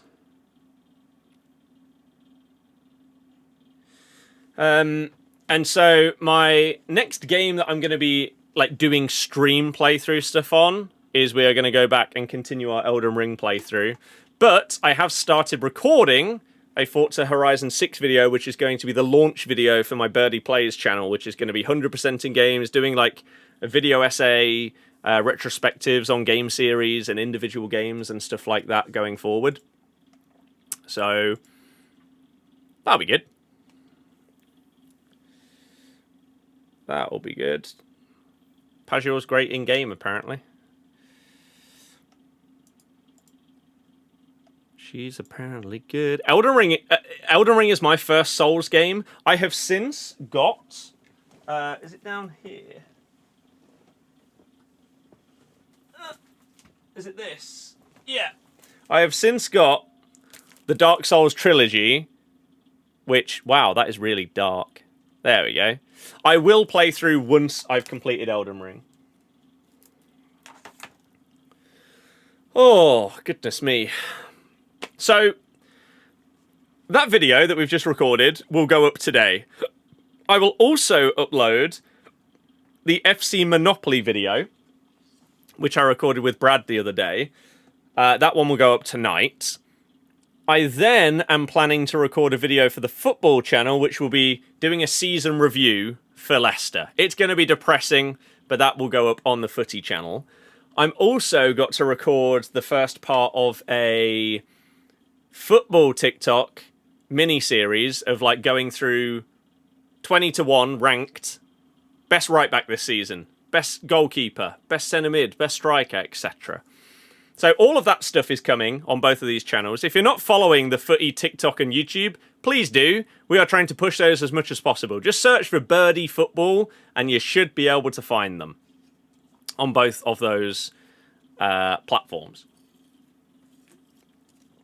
On TikTok, we've just hit like 12.8k, trying to push that forward. YouTube is getting close to 4k, which is solid. So yeah, hopefully we can continue to push those in the right direction going forward. So yeah, I've got a lot to do. I need to go and do it, and I need to go and upload what we just recorded. And I need to think of a thumbnail. We might have to have some like AI help on this one, like the Ultimate Team Bubblers Burst thumbnail, but with me packing like a red Pina and me being upset about it. Something like that. I don't know, but I will get that uploaded for you and see what people think to all of that. And I will say a big thank you to every single one of you that has tuned in today. Turns out that it was very successful and we get one of the 4th most expensive card on the game. As you do. So, yeah. Good luck for those of you that are opening packs, playing champs and all of that good stuff. I hope that you absolutely smash it. Jordan, that will be mentioned in the video that is being recorded. So my plan, sort out the thumbnail for the one that we just recorded for this channel. Then go and record the video for the football channel, which will be the Leicester season in review, and that will cover transfers, managers, board, individual games, individual moments, and everything like that. So if you want to see my thoughts on the full season and how we've ended up going into League One, then that video will explain all. So be on the lookout for that. It will come out at some point tonight. Enjoy the rest of your day, everybody. Thank you anyone that liked, followed, subscribed, all of that good stuff. You guys are the absolute best. I appreciate you all. And yeah, we've got ourselves a red Pina. You love to see it. Go and check out the videos on all the channels, including the ones that are going to be released later. Make sure you're subbed so you see them. In a bit! Jordan, it's probably going to be like an hour-long video. Make sure you're subbed to Birdie Football on YouTube. Cheers. In a bit, everybody.